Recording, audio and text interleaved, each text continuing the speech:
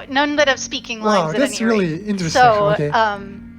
Yeah, I was also kind of like. it's like Yeah. in the full game, there are 2 women who join your party, and they're there through the whole damn game. Like, they're main characters, and there's also plenty of other like supporting characters and main characters that are women as well. But in the demo, there aren't. So if you want to alternate, if you want to read lines for the narration or main character or whatever, whatever works. Yeah, I probably like should add a content warning for my game as well. I was like, yeah, abusive relationship. The I pictures. just like, yeah. Sorry, didn't mean to interrupt. Yeah, I see. Yeah, I'm really like also like I'm really like a lot of blinding light creates a seizure for some people, right? So like, yeah, I Right. mean, I I obviously have don't an have it. accessibility option to turn that off. Hmm.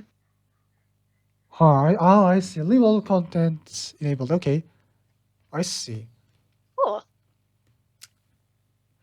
I'm just kind of like confused on how But to yeah, I go got about lots it of accessibility. because my game technically doesn't have gore, but it does have a lot of heavy themes. So like, yeah, I Hmm. could like write something before it, I guess. Yeah, the year is Yeah, 600. content warnings. It's whatever works. Yeah. Yeah, the year is 600, and in your Sorry, home, didn't mean to interrupt. the country of Corsier, the souls of mankind belong to demons. Oh, scary. So it is a visual novel. I see. The town square is as silent as the grave. Hundreds of peasants await your first sermon, standing obediently as you have yet to speak. The white knuckle holds you, keep you on your holy symbol of mercy, grants you so no solace from the suffocating stillness. But the quiet is pierced by a cry, first one, then many. Compared to the screams ripping across the town square, the story of the callous feels like a distant memory. For the people standing before you remain paralyzed in religious observance and fear for their lives. Those who remain on the periphery of the village are anything but. Your fellow priests attempt to extract the unwilling from their homes as the rest of the town patiently awaits them. Unwilling from their home. Or what are you trying to do, priests? Okay, to try to intervene with their work could mean death of the entire village, just as this danger is known to all of your kin. There isn't a man, woman, or a child before you who doesn't understand the might of the church. Okay. So we're back at the medieval areas. Okay. The year is 600, you say, right? Is this like a Yes. historical thing? This is not historical in any way. It is purely dark fantasy. Oh, The year is kind of to be evocative of the tech level, but there will be more information on the setting as you play. I see. The threat of demons is as real as the gods themselves. The crowd stares at you with a mix of complete devotion and abject terror as you move to begin your ceremony early. Oh, so I'm like a cool priest, huh? Powerful priest. Father Edmund, your mentor, nearly jumps with fright as your timid voice begins. He grabs your arm to try to stop you. But, oh my god. Black guy, shadowy figure, Father Edmund. Richard. Yeah, Give them some. all of the art and music are currently placeholders, so they're just silhouettes for now, but the I full see. game will have fully illustrated and colored sprites. I see. Richard, give them some more time. Richard, give them some more time. Figure those in the back of the crowd. You break away from this grass and set up into rear. The rickety wood scaffolding grows even under your slight frame. I like the sound design. As you look out Thank the you. town square, you are thinking of the crowd. Chronic headaches, bullying, how hard your pious parents struggle to protect you. Uh-huh. You grew up here in the little village of Pontos. You think of the boy who tried beating you to death, how you were sure to be killed for breaking every bone in that boy's body with a simple prayer to vengeance.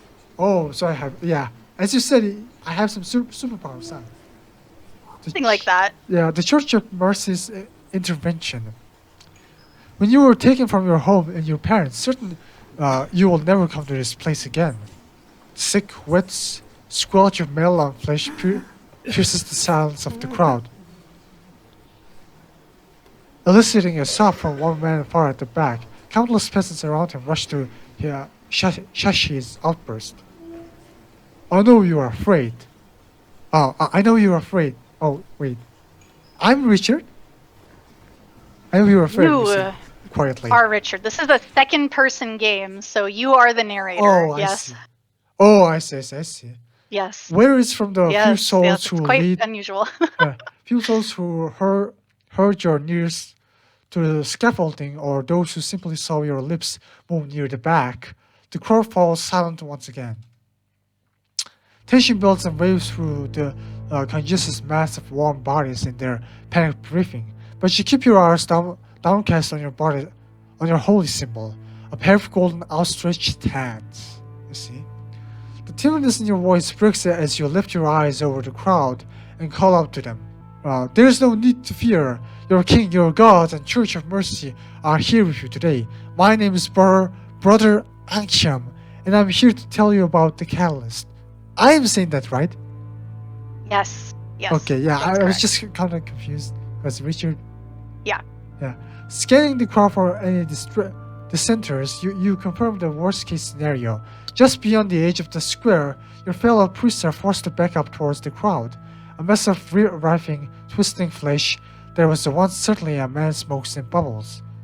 In far too much agony from the priest's ministrations for to be much harm. Still, there's no telling if they will be able to keep it down, or how many more citizens are inside of the village that will threaten the lives of your entire congregation. You clutch your holy symbol as tightly as you can. The dull pain in your palm is nothing compared to what these monsters are capable of.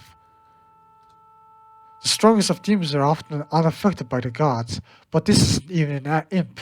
This is purely a matter of your fellow priests, real holding out. Their conviction is strong, and they show no signs of wavering yet. No matter how strong your feelings are towards these people, you cannot forget the teachings of mercy. Not now. Listen! Your voice projects across the town square, reaching even the men and women in the back. Panic is thick in the air, but you spread your arms in front of you, commanding their attention. The gods, in their infinite wisdom, saw fit to create us. They made us as shells, to serve them, to project their will. We are hosts, but... You pry your eyes away from the blistering demon to better scan the crowd. The pause in your speech cuts through the panic like a knife. Not a soul before you seem to relax, but your congregation listens intently. We are hosts not only to gods. As vehicles for sin, we can become monsters through magic, and it can even become demons. You raise your arms skyward. Long ago, before King Magnus and the Merciful brought salvation to this land, in a time before there was time, there still was the catalyst. Those who could not restrain themselves, and who could not control their inner turmoil, let loose their pain on our world. You point and accuse the demon at the back of the crowd. Look now, look at all of you. This is what you can become. So, like, are we trying to execute a certain people or something? Several men and women bring their hands to their faces to muffle their cries. The creature has been reduced to a smoldering mound of flesh, thanks to the priest's continued succor. Is that an actual word? Yes, it is. Wow. Wait, what does it mean? Like, Succor is like granting aid, in a time of great need. So it's doing a lot of work there. The priests continued efforts to assist in this dire situation. oh, I see. Yeah, like my English Yeah. isn't like the greatest, I guess. Yeah, their hands are grasped tightly around their holy symbols, sweat dripping off their faces as they frantically advance towards the creature, steam trails thinly off its body. Look! No doubt those still hiding in their homes can hear you. Death and suffering is all that awaits those who scorn the gods. The catalyst is inside each and every one of us. It will never leave, not so long as you turn a blind eye to your duty. You owe it not only to your king, your country, and your countrymen. You owe it to yourselves to quell your inner darkness. Silence retakes the town square. Father Edwin gives you a reassuring, approving look from below the eaves you stand precariously upon, until his yellow gaze snaps across the square in sudden alarm. You nearly let out a gasp. The peasants who were hiding in their home heard you all right. There are 3 more demons shoveling towards the crowd. A trickle of sweat creeps down the side of your face. The piles of flesh and horns bear no resemblance to the men or women they once were, let alone to anything human at all. They're growing by the second and are now rapidly approaching. Holy shit. So they're actually gonna fight it out? Father Edmund wildly tears into the crowd in a desperate bid to reach your fellow priests more quickly. Sweat and horror drenches the other men as they turn away from the singular destroyed and fleshy remains of just one demon to face 3 new monstrosities. You below, let him pass! Your command parts the crowd for your mentor. All he offers in the panics is a glance over his shoulder before charging into the fray. He paints a gallant picture with a mace and shield in hand. Swallowing hard, you nervously fill with your holy symbol. Mercy, give me strength.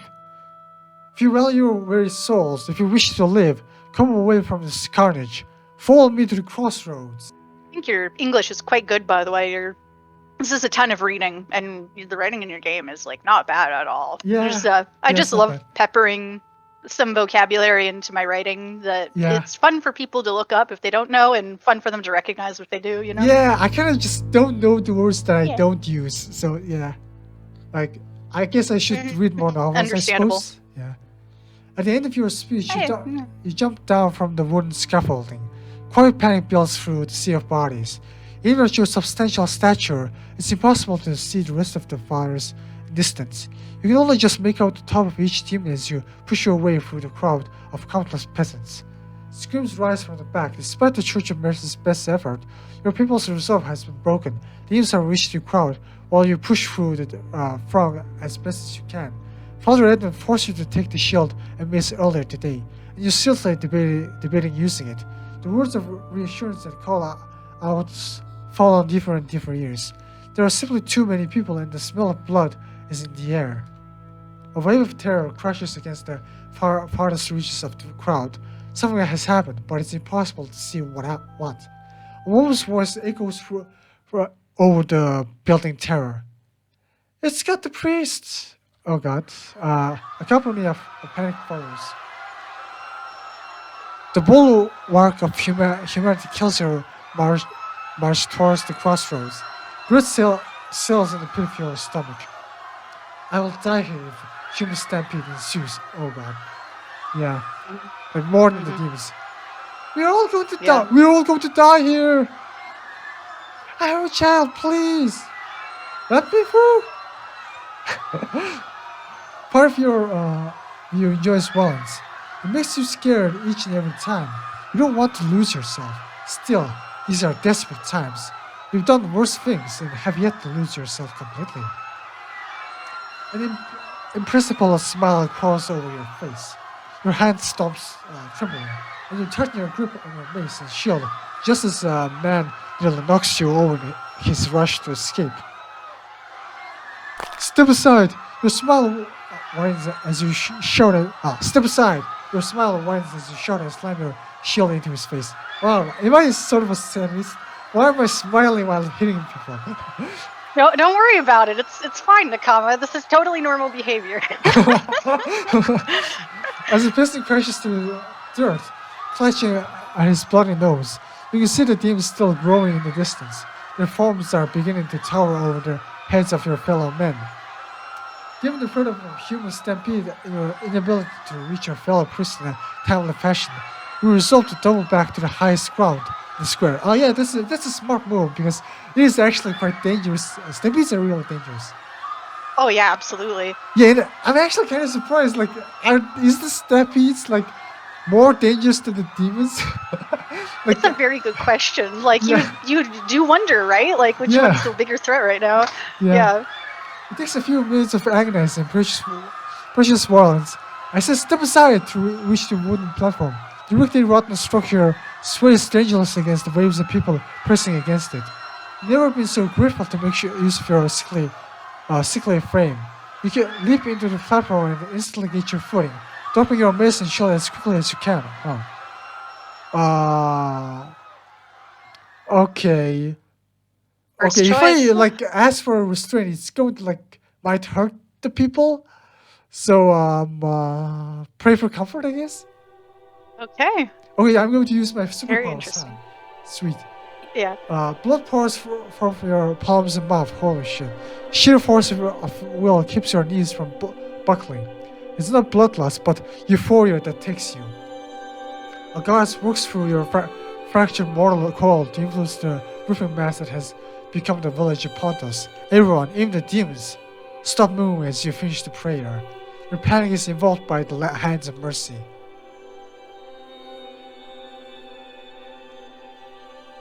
Heat spreads through across the haze upon your face. Through the gold in your eyes and the blood in your smile, the crowd embraces itself, holding one another and themselves in reverence. Their muted motions grants you a glimpse of your fellow priests beating the remaining kneeling demons to death.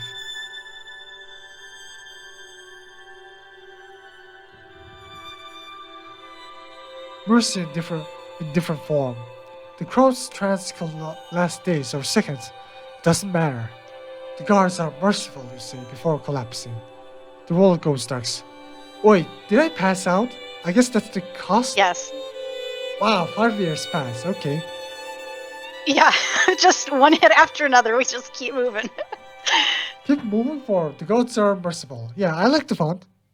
The greater the goal, the greater Thank you. the sacrifice. I see. Since saving 3 fires of mercy and hundreds of sins of Corxia, you're thrust into the spotlight of clergy and nobility alike. There's some to it that you were trained in the arts of reading, writing, and medicine.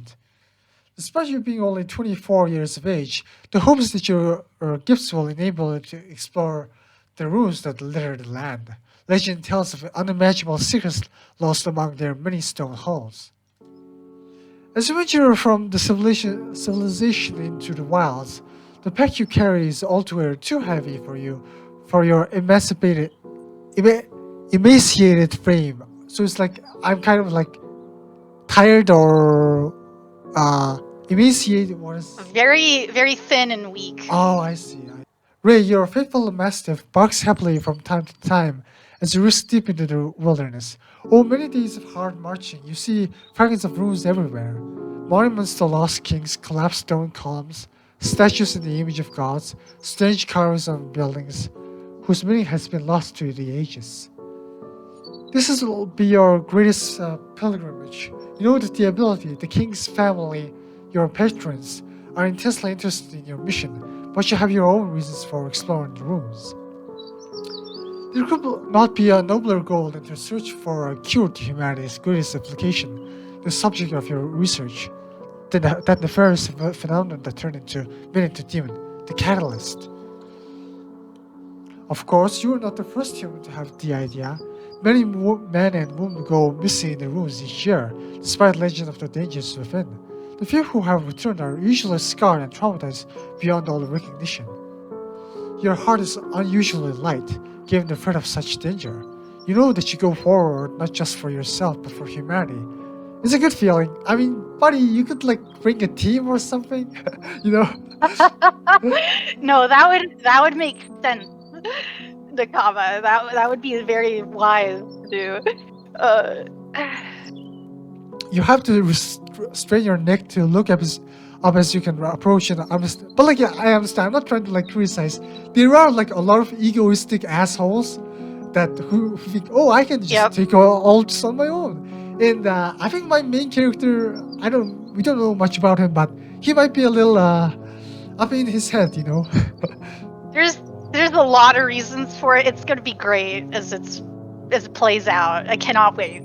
Yeah. Cannot wait to see. You have to strain your neck to look up as you approach an unmistakable entrance to the rooms. Ray barks as he runs back and forth outside of the colossal stone passageway. Sunlight seems to disappear as it approaches the only entrance. Massive decaying stone tablets line the archway, its overgrown and expansive walls around it. The building's dimensions escape comprehension. Its towers and walls are etched with countless harsh inscriptions and language you do not recognize, despite your teachings. It doesn't help how weather-worn each symbol is. All around the odd languages are accounts of strange beasts. Thanks to your experience in the field, you know these to be demons. Huh. So like demon, it's a demon language or some sort of stuff like that. Your eyes continue to gloss over the walls of the rooms. They stretch on and out into the woods. It's the middle of the year, but the green in your eyes does not linger on the flowering canopy. You don't sell your sights on the occasional rabbit scampering through the dry underbrush, nor on the birds you can hear all around. You stare fixed hundreds of depictions of winged creatures, masses of flesh and oddly humanoid beasts. Demons upon demons. Your skin grows cold despite the warm weather and sunny sky. You are no coward, but you sense that there is a greater danger ahead. Nevertheless, you must press on. Approaching the entrance of the rooms, you painstakingly get your flint and some tinder together. Bring out a torch from your pack and try to eliminate what lies beyond. Oh man, tunnel. Smoke and sparks flicker into the entrance. Heat beats down onto your pale hand and wrists. The entrance stretches into a long stone corridor. Colossal carvings continue endlessly along the walls, ceiling, and floor. Within the shapes of demons and human figures, like is more of the unintelligible writing. It ranges from small script to old-sized letters larger than even your broad hands. No existence scones, letters, and other sources of light can be seen. It's terribly dark ahead, and you know your light is limited. Here, boy. Ray bounds towards you with his tail wagging heavily. You pat the side of your leg, then lead a hand in front of his nose. Follow me. Keep your nose out for trouble. Your companion draws all pretense of play, then follows you obediently as you walk into the rooms. Here we go. Within minutes of leaving the surface behind, the darkness becomes intense. Countless pieces of rubble and litter the floor. Without light source, you'll be in serious trouble. Wow, that's the only thing I see. Yeah, okay. Correct. Before you lies only a small source of blessed flame. Behind you lies nothing but shadow. Thanks to the notches in your waning torch side, you know that roughly an hour has passed you by. The passage into the rooms has a steady decline, and you are having a harder and harder time keeping your footing. The soil is getting softer and moister, and the more moss grows thickly along the walls. The rooms and carvings here appear as if they had just been created. Sharp edges and crisp detail makes it look as though this passage has been untouched by ravages of time herself. Ray seems anxious as you continue walking. You know better than to ignore him. There are no signs of any human life. Before examinations of the walls and floor does reveal that something is living down here. Okay, spiders. Only due to the light of your torch can you detect any of the small and thin webs. Within your deeper procession comes a deeper, thicker series of webs. Before long, it's impossible to find your footing. Ray struggles to slip amongst the carpet of small spiders in their densely woven work. A few of the arachnids in their nests have already come up on your boy's coat. Thankfully, you are certain that the passage opens up ahead. Arachnid is a... what is it? Oh, I'm sorry, what was the question? You're making it up a tiny bit? A few of the arachnids... Oh, arachnids! Arachnids are I don't know what the exact definition is, but spiders are a kind of arachnid. It's like a type of animal. God, are they all? It's like ticks and scorpions. It's like a category of animals. Oh, I see. Yeah. So it's like a between the reptile and the bug, right? Something like that. I mean, kind of. Yeah, they're not specifically insects. They're a type of invertebrate. I see. So hope that if you helps. can find some way to cut through these webs. Not your second choice. Oh my god. Okay, choices. Yeah, torch time. A spider's web is made of spider silk, which can vary in strength depending on the spider in question. I just really want more light to light up. Oh yeah. Oh yeah. By the looks of the dense webs before you, the spiders you're dealing with are more substantial than most. Back. The boy whines but obeys your command. Rotating down the hall until he's out of your sight and away from the webs. Stay away. Holding your torch as far from you as you can, you kneel and place the flame to the dusty webs. The scent of burning dust floats the enclosed passageway, while the webs surrounding your torch melt in an instant. To the naked eye, it seems no fire spreads, but the same heat that's been radiating to your hand transfers through the webs and into a huge radius of the surrounding area, including onto where you're standing. You wince and retract your torch quickly, but the webs surrounding your ankles and feet feels as if they're caught fire. Oh shit. Wise members carry down a hall as you try to quickly step back. Okay, maybe a bit of a mistake. Praying that your socks and trousers have protect you from any blisters and burns. But like, yeah. It's kind of risky to like slam your mace around in the dark, so you gotta think of the dog, right? yeah. For Ray is all too familiar when you have been hurt. He ignores the urge to push to your side and dutifully stays put. Biting down on your lip, a silent prayer goes out to mercy as you check your scar-packed skin off for injury. The skin is inflamed and insistent to touch, but should heal quickly enough if it's left well alone. Okay, yeah, I kinda hurt myself. Okay, good boy, here boy.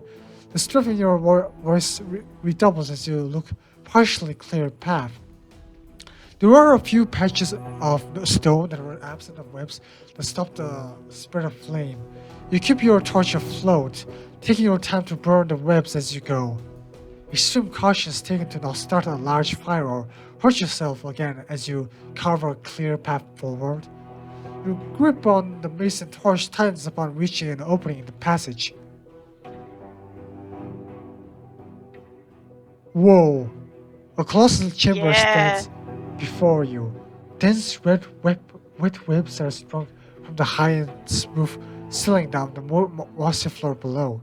A slight descent blocks most of the branching pathways that rise and fall in the cavern from view. Huh. Red webs? Okay. Yeah. So as far as you can tell from a poor vantage point, there's a sharp ascent to your right with no light to speak of. Huh.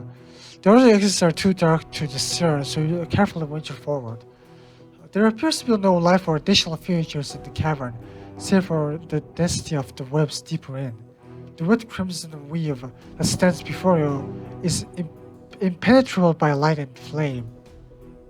Impenetrable? You lower your torch, looking desperately around. Droplets of moisture cling to the barrier in a way that is all too familiar. This was not made by something of this world. That's strange. Definitely strange, because I've never seen a red web in my life. Your mother was there only in Demon Slayer. Like I watched. Have you watched Demon Slayer? Love it. Yeah. Your mother is met with a snarl. Ray snaps his attention towards a hulking mass that you barely catch in the periphery of your sight. The shadow may have come from one of the farthest corridors. Given how viciously Ray is growing, you're certain that it couldn't have been a trick of the eye. The shadow may have come from one of the farthest corners. Wait, so there's a shadow going on. Oh god. Heart racing, you try one last time to ignite the webs. Okay. They're split to resistant. Your torch sputters and fades, doing nothing to the slick barrier. Wow. Okay, so it doesn't burn? That's weird. The sweat on your palms threatens to loosen your hole in your torch. Stone scrapes against the stone. A deep and rumbling voice erupts from the matting darkness. There's no use running. Oh god, okay? Oh mercy. A chill runs down your spine. Thanks to your spider you feel getting up your sleeve. Ray's coat whistles as he snarls and drools, begging you to attack the incoming threat. Come on, you get your teeth. It's going to take a lot more than this to take me to turn it around. You swing your shield high with the shout, Ray! His ears perk up and he moves to obey before the command leaves your lips. Behind me! Wait, did I? Oh, I thought I died. Nope. I Oh shot- no. I We're shot only my just quick- getting started. Okay. In the final update for the demo, I'm gonna have the chapter screens pause until you click to advance because they're too fast right now. I So see. just a little notice there. But A anyway. behemoth of a demon scares her out from the darkness. Its stony face is a mockery of both man and spider. Stony face is mockery of both man and spider. The boulders of its teeth and the mountain of its body clips over your sight. Hundreds of beady black eyes shining against your torchlight. Shrouds of blood-red gore and decay prevents you from seeing where its torso ends and the arch and fleshy lower legs begin. Oh, so it has a spider leg. That's how. Yes. Oh, I see. Yes. Its flat jaw is Mhm. curled back in a rictus grin. 8 meaty legs behind the monstrosity are closer as it stands along its many webs. Darkness takes a hold as it creeps up above you and Ray, covering the ceiling with its impossible dexterity and speed.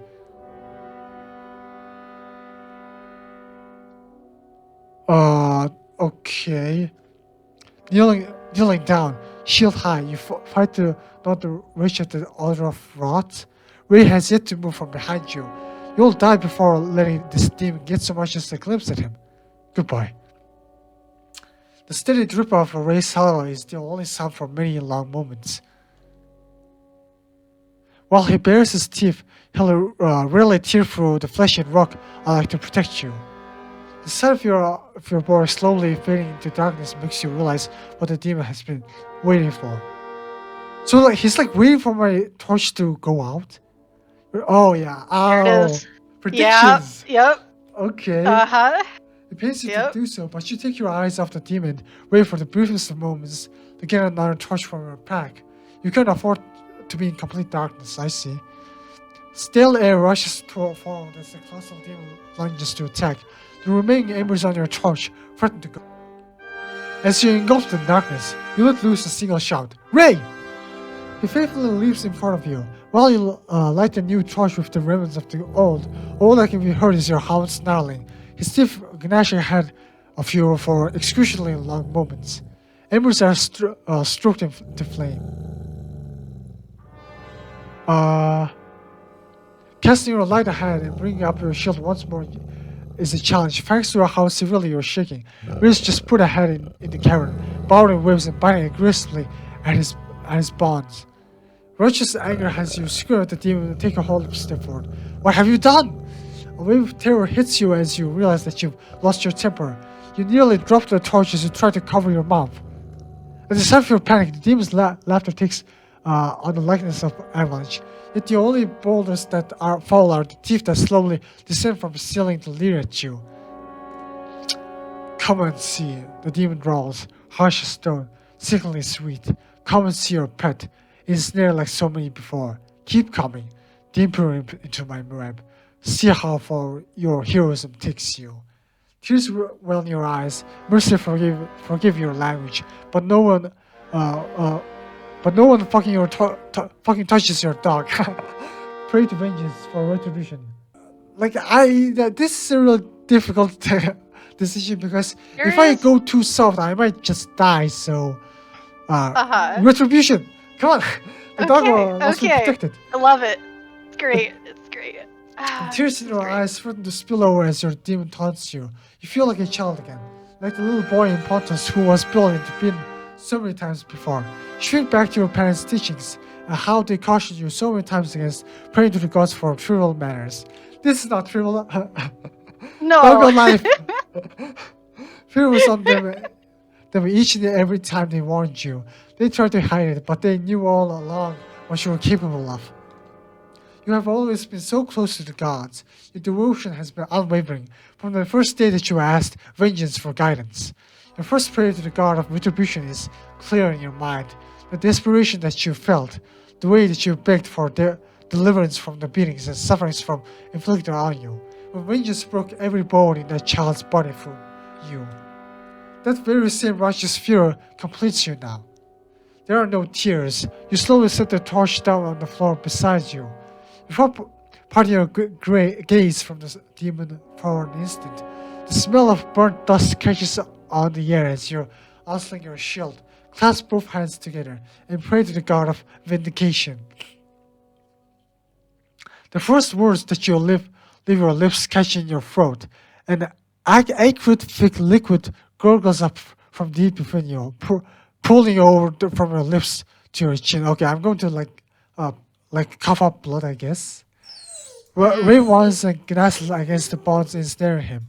The sight of your boy bound and helpless redoubles your anger, and with the sparks in your anger comes a spike from the divine. The stream of black bile and blood produced by invocation solidifies, taking on a violent bomb shape. The sight and sore smell of a newfound weapon grows fainter by the second.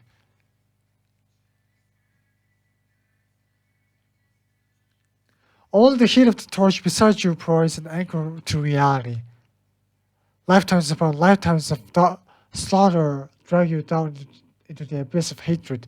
A web spins time after time in the endless darkness. There's no mercy here. This creature has lured the thoughts into this dark hole, never to be seen again. Vomit pulls at the back of your throat, manifesting into the taste and sight of a demon's victims. Men, orcs, elves, halflings, neither race nor identity nor purpose matters. Nothing save for the time before becoming a demon. A tiny life, a deep love of violence, a passion for slaughter, a sharp and quick fall beyond the abyss into the abomination that is now. There's something more. You feel the call of the catalyst. Oh my god, am I going to turn into a demon? A scream rips Me sitting here itself. trying not to say anything. Yeah, a scream rips itself from your throat, choked by flood of liquid pain that's been steadily produced by invocation. You stagger, struggling to keep your balance as the specks of bile and blood disappear around you. Vengeance will not work through you, nor against a creature this powerful and ancient. What? Weakness parts your hand as you frantically look around for the demon. Laughter echoes through the rooms. You discard all prudence and self-preservation and rush forward. Ray, hold on! The demon seems content to wait in the shadows. Reaching Ray takes only a few moments. In the deepest of night, you use your bare hands to rip the damp blood-slick webs off from your boy. The low red emanates from the spider's work all around you. It rains you just enough sight to see the demons suddenly descend. The weight of the world is surreally suspended directly above you. While the demon leers closely enough to see the moss and grit between stony teeth, if your mace still was in hand, a split maw won't be just out of your reach. There is no mistaking that this behemoth could kill you now if it wished. In an impossibly low voice, lower than the depths of the earth, the demon speaks. You have suffered me, human. I knew you wished to kill me, yet here you stand, unaffected by the catalyst. Oh, I see. So, I can't just wish for death. That's kinda, The comedy is splash of cold water on the red-hot gaze that's been plaguing you. Your effort to free Ray slow you as you continue to let off a steam. She should be capable of freeing himself. The whips that were binding your boy are weaker and thinner than you encounter here in this den of debauchery. Is this demon playing with me? Why is he killing me? We must suffer those who suffer to live. This demon's voice almost imperceptibly, despite his immense size and close proximity. Every hair on your weakened body is standing on end. The gods do not suffer us to live, human. This demon doesn't want to kill me.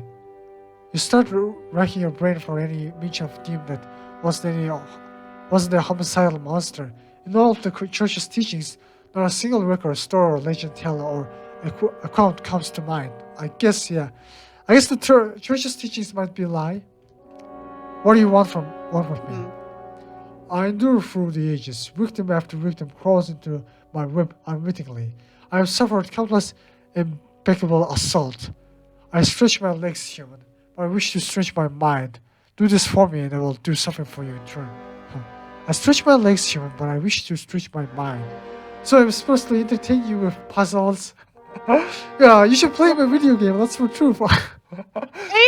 If Do you we want to have a like game stretch your for mind, you? your mind unravels slightly as the deal does. Something you've never seen one do before. It smiles, its stony teeth pocketed with bones and moss, glare at you in torchlight. Just a moment. It's too much for you to keep it back. Turning away from the worst of the odor, you lose the belt not to warm it. Ray licks the side of your hands to try to reassure you, and helpfully reaches as well as the taste of felt that's on your fingers. The demon patiently waits.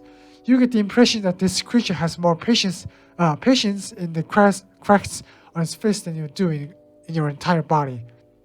You wipe your mouth on your sleeve and say with displeasure, "Sure, I'll tell you a tale. How would you like to hear about a man of the world outside?" Ooh, the demon drawls. Its voice borders on obscenity as it lolls its head to the side. That sounds tantalizing. It surely has been an age or two since I've heard of the world above. Grinning, the demon slowly descends towards the ceiling right beside you. For its size, you'd expect ribs he settles upon to break or buckle under the weight of his form. Not a single strand does so much as bend. Yeah, it seems very sturdy, I guess. Tell me more, human. Tell me of the ways of the insects that creep and crawl above our rooms. You can't tell if it's trying to threaten you by staying so close, but Ray is growling. "Stable," you whisper, before giving to the urge of wet throat. For you need to ration the little water you've brought. The bile from Vengeance's prayer is doing a number on you. Putting away your water skin and clearing your throat once or twice helps you find your voice again. It's timid like usual. When you're talking about yourself, where to begin? You look at the demon and ask it a question first. What age was it when you learned about this place? I know you must have been a human once. Before the sky was dark, before the war of extermination, before the land was cleaved in twain. I was there on the sittings before the rooms. In the narrowest alleys, spit fell out to the rats and roaches. I looked in the shadows even then, and the age was known as the cause of war. Before the sky was dark. Twain, what is a twain? Cleaved in twain. Like in two, in Oh, half, or split. it's split in two half. So like we're living in a really shitty time, but before then, like things were better. You listen intently, ranking your mind for anything that matches your own historical study. This creature represents any known civilization that you have ever heard of. Perhaps you heard of this then. The man I'd like to tell you about comes from the little town of Pontus, in the country of Kokia. You watch the demon's face as you say the last name, seeing as if you can catch a glimpse of recognition. A long minute passes then too. Go on, human, the demon finally says, with no humor in his voice. The man was once a boy. His name was Richard Ansham. The boy grew up alone, so he's just talking about himself. Yeah. The boy grew up alone with no brothers, no sisters. His parents and many others in Pontus were very ill. Richard's parents had a great difficulty having any more children, and Richard himself was always sick. He'd get terrible headaches. He looked terrible. The other children in the village bullied him mercilessly. Hopefully, the dark mask, the bags under your eyes, and the bridge of your broken nose. Richard's parents comforted their boy by teaching him about the only good in this world, the gods. They worshipped agriculture, the goddess who bestowed bountiful harvests on those who were devoted to her. The people in the land of Kornkia worshipped other gods. Church of each member of the pantheon protected the land and tried to save the people from themselves. Reverence seized you. There was a storm who fights often with agriculture. Richard was tough of the god of flesh and the goddess of spirits, and he was sick and tired. His parents argued frequently about whether it was wiser to worship one or the other, but he knew that it was wisest to worship all of the gods with equal diligence. No matter the merits of your balanced equality, some members of the pantheon are given special treatment. You drop your voice to a whisper. Rishi was told about the god of dreams each night before he went to sleep. The dream is said to be very creative, worshipped by many bards and craftsmen. A cold sweat gathers on the nape of your neck. You gulp. There is the goddess of time, who is rarely spoken of, but is feared by many. You may not know of morality, demon, but to many humans, she is to be left to her own devices.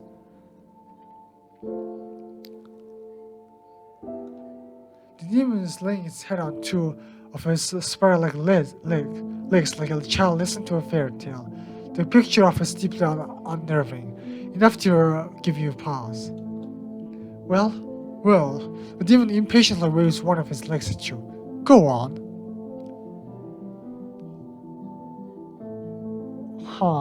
Interesting. Richard loves the god. He asked his parents countless times to teach him how to pray, about their symbols and how to please them. Storm, vengeance, mercy, flesh. I see. Mercy calms the hearts and winds of others. Light, heat, healing, comfort. Protection from minor injury, restraint, recently held. Blood from hands. Vengeance, retribution through reciprocation through an not always proportionate blood and bile, typically produced from mouth and hands. Nearly triggered the catalyst. I see. So like this happened before then? That like I almost triggered the catalyst. That's what's implied here. That's why I didn't normally use his wouldn't powers. say this, but yeah, since you gave me a little pointer about your menus, at the bottom of the screen, you can view this journal at any time, and it's dynamic as well. I did not see that. Yeah, so it updates. Yeah, most people don't use it or don't spot it. I hate obtrusive menus, like when people are like, big flashing button, here's the options. Oh yeah, But, the 2 files in the alibis. anytime you want to check on that. Yeah. Yeah, like with yours, it's also like it's there, but it's not in your face, which I love. But anytime you want to see this, there's also more info in there, but you know, everyone has their own play style. That's why I don't put an obnoxious thing about it, because I just want people to play the game as organically as they want. Yeah. Yeah. He hoped fishing, dream, agriculture, storm. I see.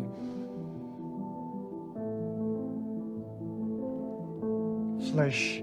Strength, stamina, speed, endurance, rapid healing. Hands always shaking, slow to heal. My weakness is his strength.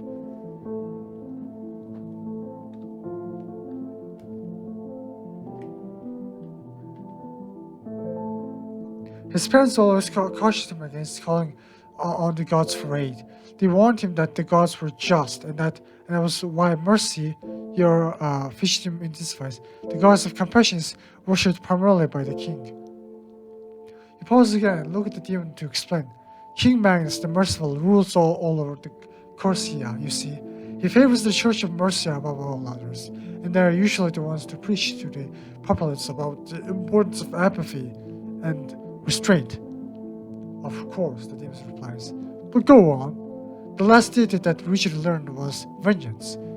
His parents were very and rightfully so. Richard did something terrible to one of the boys in the village, thanks to his worship of vengeance. It was clear to Richard that he loved him.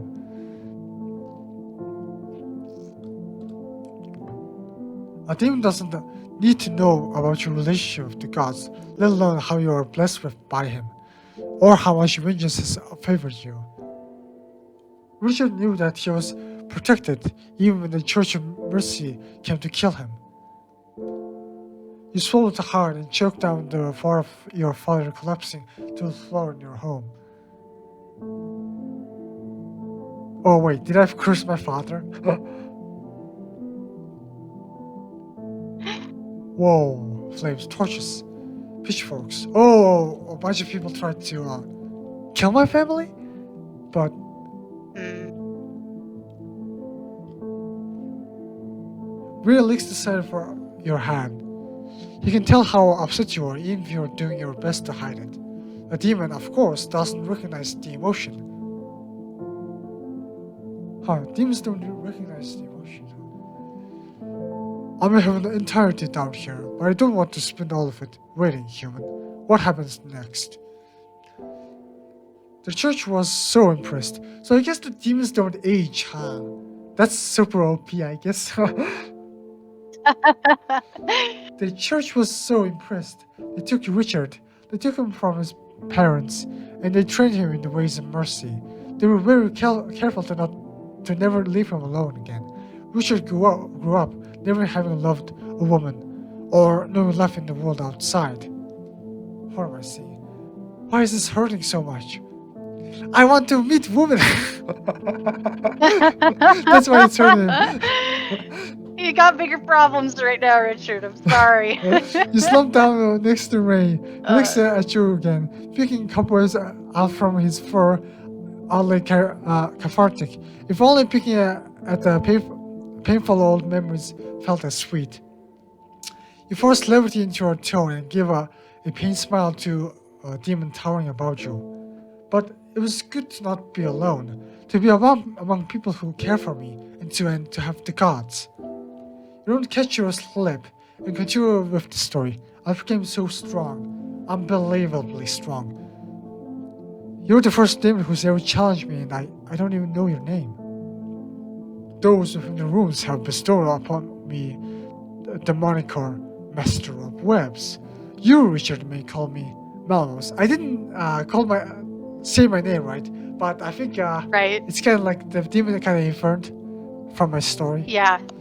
You slipped that Yeah. you said I during the story at the very end. Yeah. Oh yeah, you I put think two I and two messed together. up.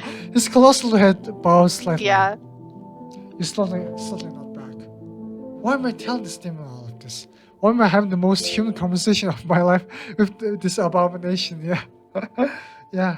Malmus makes no attempt to... I mean, to be fair, if you don't, the demon might kill you, so yeah. Malmus makes no attempt to move towards you. He seems satisfied with your tail, yet doesn't move to grant you a safe passage. Stay safe. I ask Malmus to clear away passage and leave swiftly. Linger a minute. Ask the demon something about himself as well. I don't know. I kind of enjoyed the discussion with the demon. Yeah. Love it. Great. You get back to your feet, feeling a little more sure of yourself. Malmus, then, can I ask you something in return?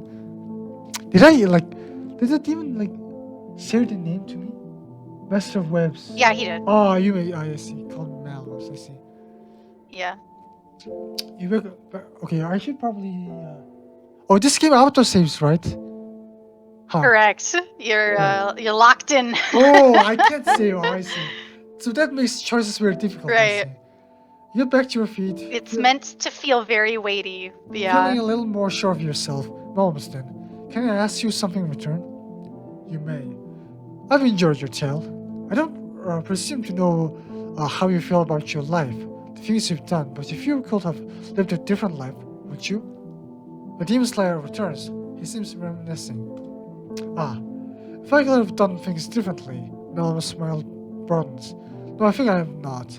I relished these many lifetimes, perpetuating the sufferings of others. I was an excellent monster of a man. For a short time I was one. The demon trails off, his eyes closed in bliss. My boss was shorter-lived still. I think she hated me.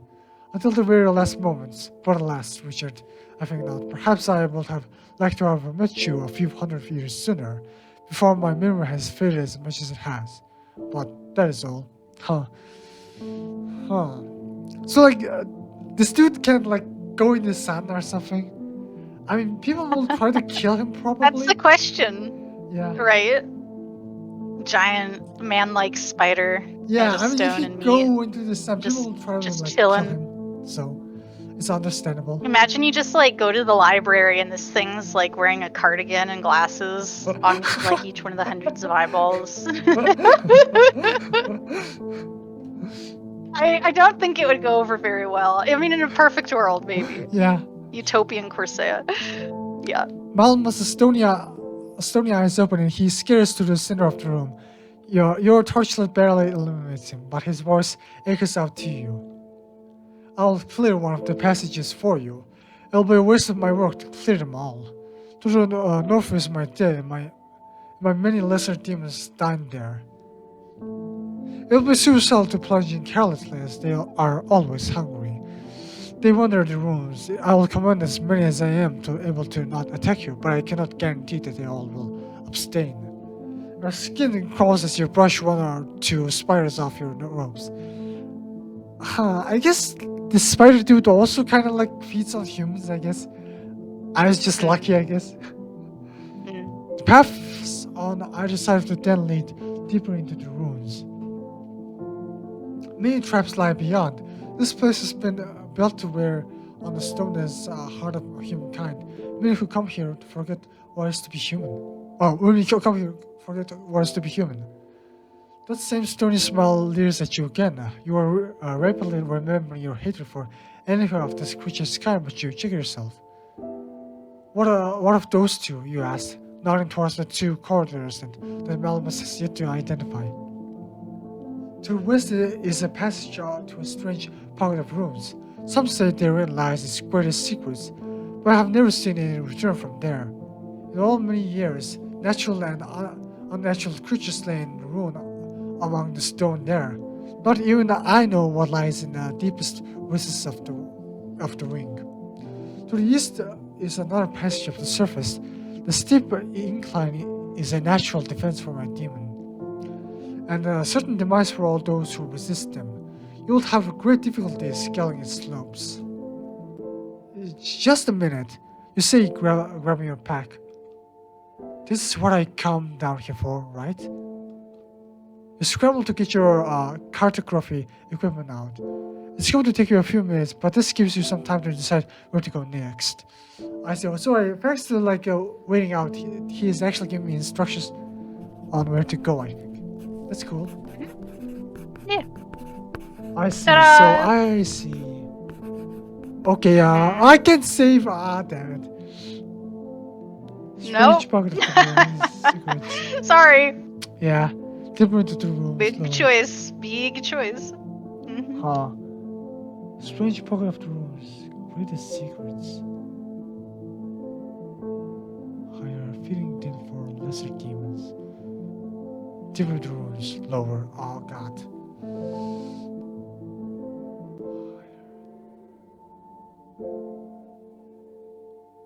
Why does it say greatest secrets? Man, I'm so curious. Wait, can I scroll down? I only have 3 options. I can't help but tempt you guys. Yeah, you have 3 options total. The feeding den is not an option Oh, I because see. Huh. you're just. It would be a waste of time. Yeah.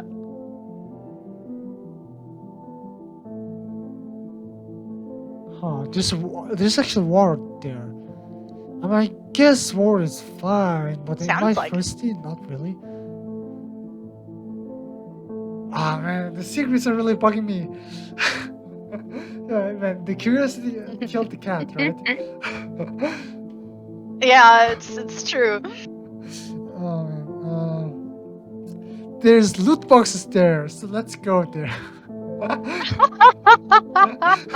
Gotcha, Catalyst. Yeah, you Let's missed your never gateway ever use towards those the words western together again, passage ever again. with your torch. Please clear a path to that ring. The demon nods its colossal head. As you wish.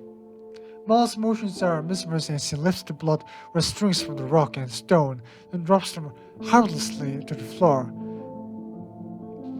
Before long, a tunnel has been cleared towards the western passage, with the dense walls of the rope still on either side. You cautiously proceed, calling Ray to your side. He obeys, looking at a little worse for the wear, but it's plain to see that Malamos did not hurt him earlier. This demon has shockingly given you a little reason to not trust him, at the edge of your lair. He's like, yeah, I mean the freaking team is so cool. Like I tried to kill him, failed. Then he was like, dude, tell me a story, and he was like, chilling. Yeah, just like, bro, I'm bored. Can we just hang out for a little bit? Like, chill, please.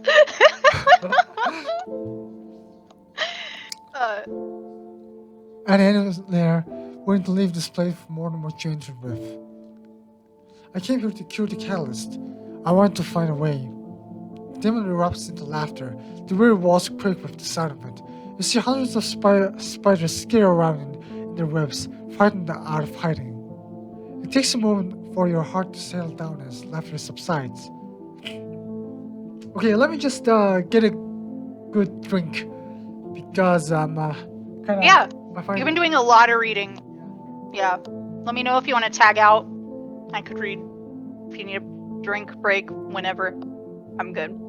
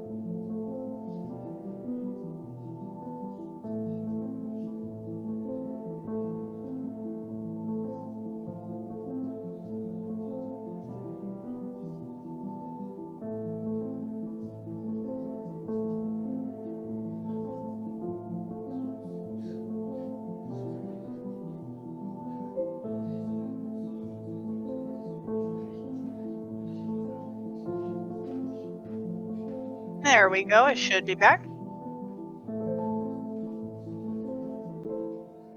Just let me know when you're good. All right, I'm back.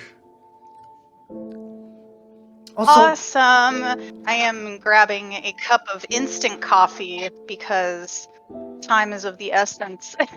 I see, and It'll only take me one more second. also I do want to tag out. I kind of want to hear you narrate because I've been talking a lot. Oh, yeah, sure.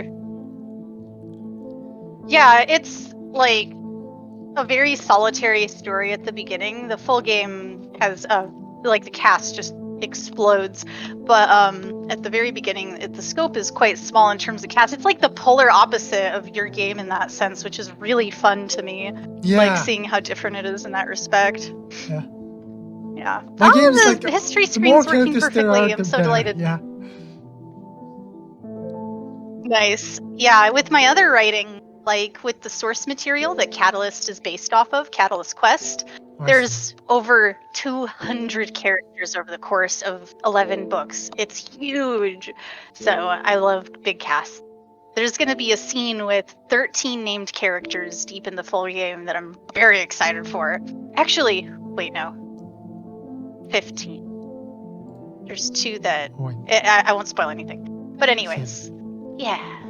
So I'll tag in for the voicing. You ready? Pure, right? All right. Yeah. Okay. That's where we were. Yeah. I got it. You're. Oh, surely you must be exhibiting that which the humans call humor. No, you start, struggling to keep your anger in check. I'm not. Ray barks, seemingly trying to help you convince the demon of your sincerity. Oh, please, Richard, spare me your whimsy. You've already entertained me quite enough. I'll be sated for another 1,000 years. You furiously storm off deeper into the ruins. It would be dangerous to try your patience any further. Yeah. Looks like there might be a very slight lag during transitions. We got a chapter change. Chapter 3.1, Lay in Ruin. I see. Crumbling So like stone, if I choose a rushing different water, route, then heavy it footsteps. probably something like 3.2 or something like that. Exactly. Yeah, probably. Exactly, yep. You try to think calming thoughts, but feel a headache mounting. The pain will become excruciating if you don't stop it. You try to focus on the earthy smell of the moss and the cooler air in the passage that you've entered, but the residual sour taste in your mouth and the smoke trailing behind you is almost overwhelming. Holding your torch aloft, you can see that the growth thickens the further in you walk. It's soft and rather pleasant, but largely obscures the writing and etchings that adorn your surroundings once more. The building pain between your temples is not to blame for your inability to read the writing on the walls. Scratching down a few of the symbols as you walk feels fruitless, as you can't pick apart so much as any recurring characters in the mesmerizing ancient text. Wait, okay, did I get it wrong? But I think our main character said that those writings are made by demons, right? Or He thought that they were depictions of demons, but yeah, the actual my bad. author he wasn't 100% Then I kind of on. messed Yeah, up then. that's all good. Yeah. No, it's all good. Besides, even with Ray's protection, focusing on your surroundings is of the utmost importance. Yeah, it's probably.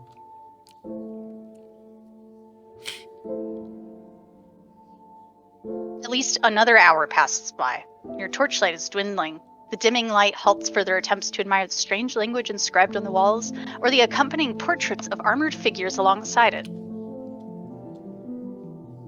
There must be hundreds of unique heraldry that you've passed by, most of them pertaining to odd articles of clothing, as it has been quite a long time without any sign of another branch in the passage. With a deep sigh, you light another torch. As you do so, Ray's ears perk up.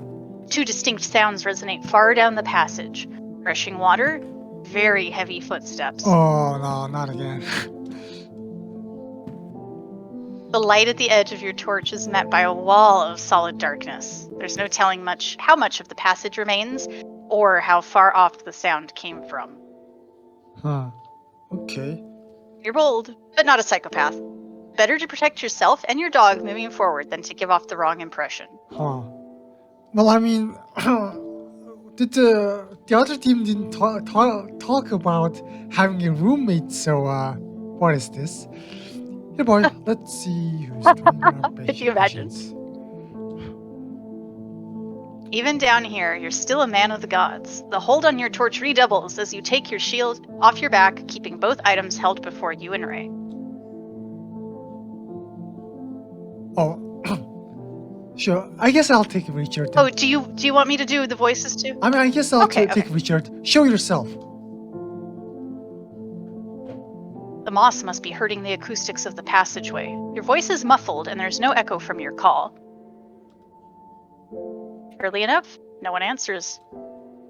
I mean, show yourself.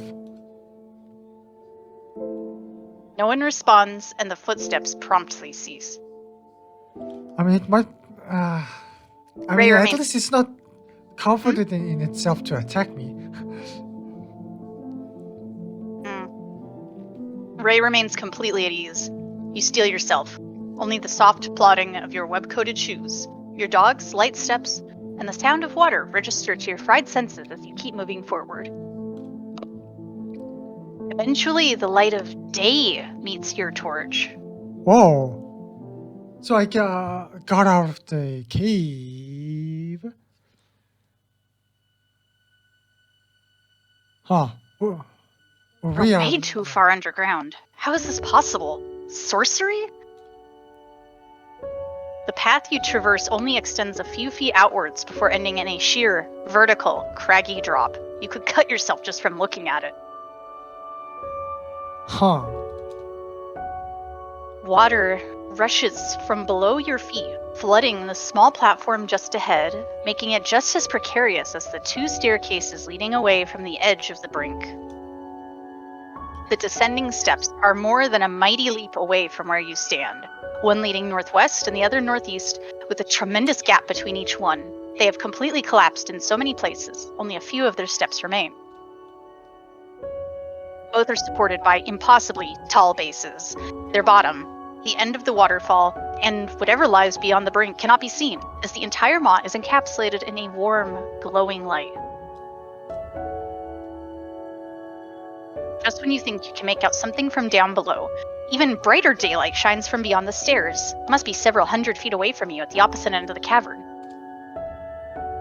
The intensity of the light burns to look at for more than a moment, but your fleeting glance revealed two remarkably small doors recessed into the farthest stone wall. Several rocks crumble a few feet away from your sodden shoes, dripping into the fast-moving waterfall. They are carried off silently. You do not hear them hit the bottom of this enchanted place if there is an end to it at all. Back boy. Across the brightly lit leftmost doorway darts a flash of shadow.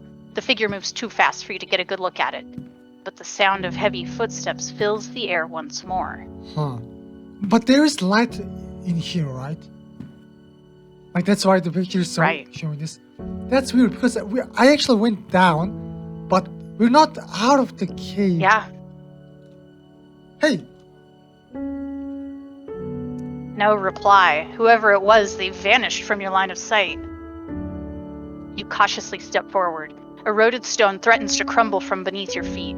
A quick glance behind fails to reveal a logical source of the running water or what you're seeing in the cavern beyond. There's merely the corridor you entered from and solid rock. Just as you snap your attention back to the doorway, the same figure flits across it again. Are they toying with me too? Hey. Pain bursts behind your brow.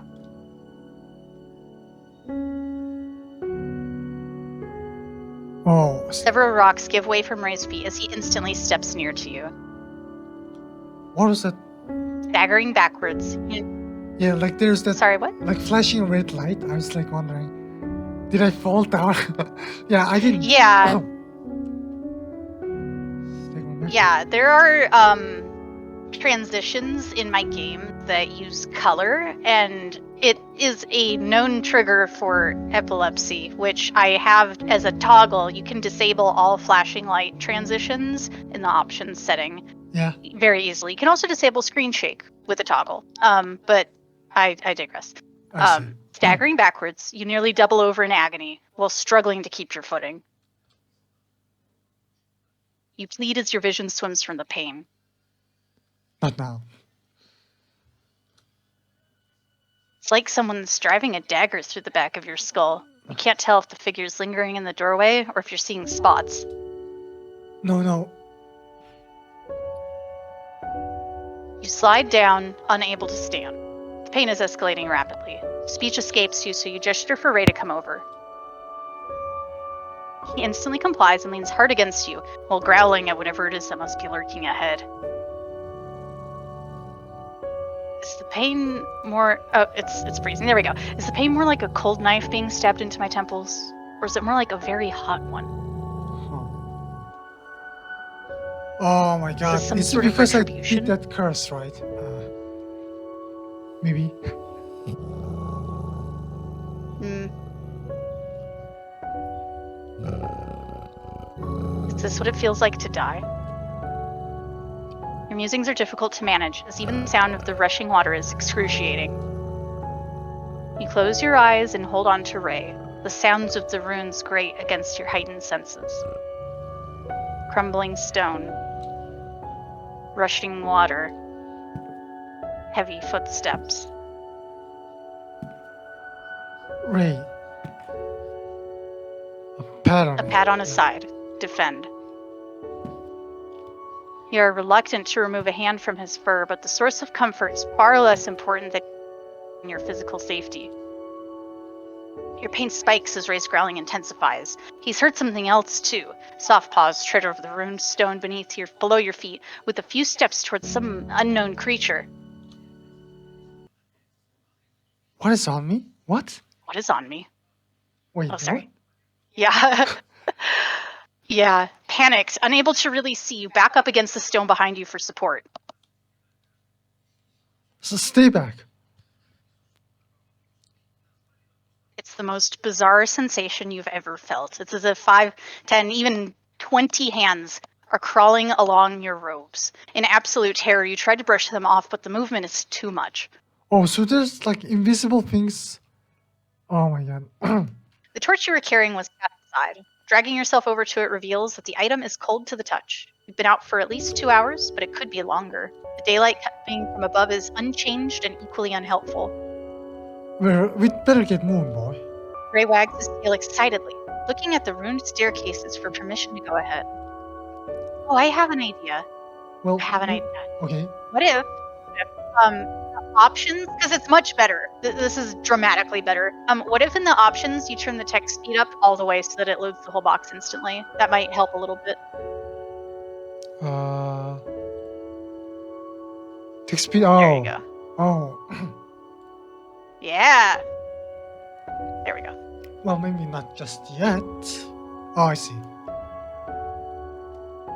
Perfect. Okay. The staircase to your left is almost completely destroyed. It's a bigger leap than the one to the right, but might have more structural integrity. Oh, that's so much better. Awesome. The staircase to your right is substantially more intact, but the stones have fallen from it almost every time you've moved. It's a shorter jump, though. Less room for error. You won't kid yourself. Leaping across those steps with Ray in tow would spell certain death. You peer over the edge of the stone outcropping, taking tremendous care to not destroy the entire ledge. The jagged scars of rock that make up the descent are slick from rushing water.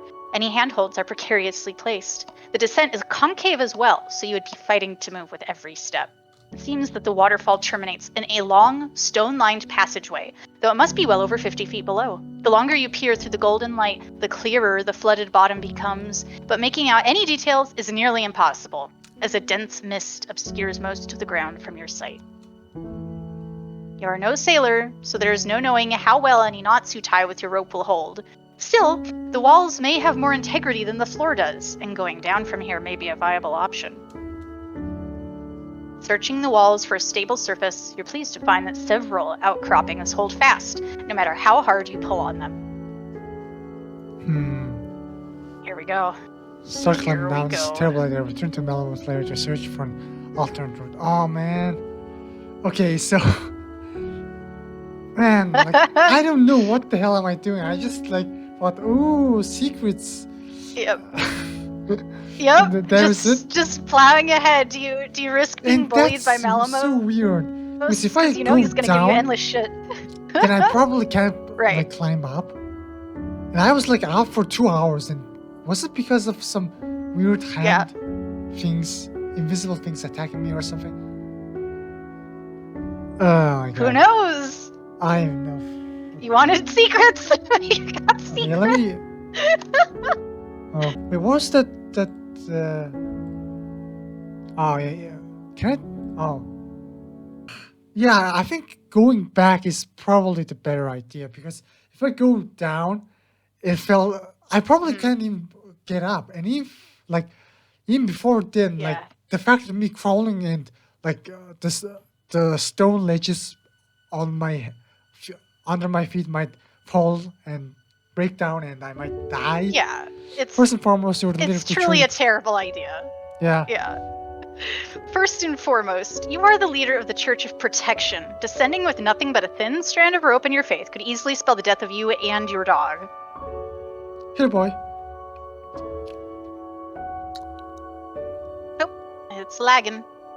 Huh. There we go. You gather up your things, then set off for Malamos's lair once more.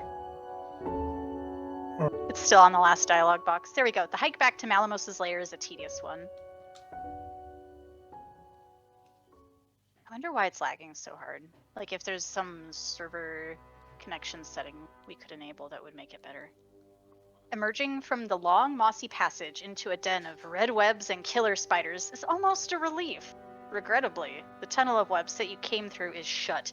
You're another torch down, and you register the avalanche of Malamos's laughter long before seeing him.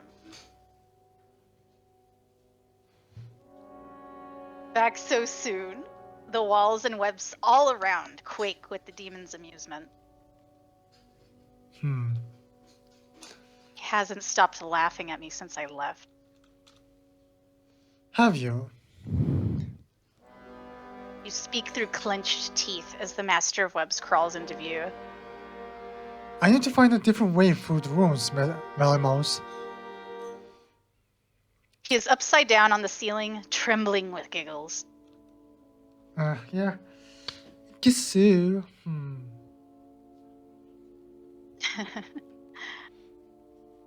Wherever do you wish to go, O cure of the catalyst? This demon wanted one fable. Oh, sorry. Yeah, I think I'll like. It's kind of tricky with the narrative. Read from here because if you're lagging, then I probably should. Yeah, that would be much better. This demon wanted one fable in exchange for your safe passing. You were the father of the Church of Truth and gave Malamos the single anecdote. You can't help but snap. Did our agreement mean nothing to you? The demon clutches at his story abdomen with one of its hairy legs, wheezing as he struggles to speak. Take pity. You are a priest of compassion, are you not? You clutch at your holy symbol, minding your tenets. You are a priest of restraint as well, after all. Dropping his voice to the deepest rumble, Melamos says, I may not make it through the next stage. If you were to truly trust in the world of another. The demon gestures towards the rest of his domain, speaking with enough glee to split his stony smile further. Dearest Richard, I gladly ask you once more, wherever do you wish to go? Okay. Oh wait, I can't go back. Huh. Correct. Yep. Huh. So either I made the right move or either I fucked up and permanently locked or something. Deeper into the rooms, higher. Deeper into the rooms, lower.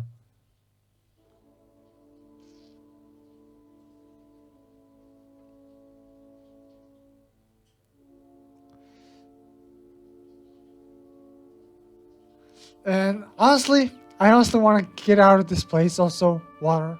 Kind of cool, I guess. You gesture broadly towards the northward passage with your torch. Please clear a path to that wing.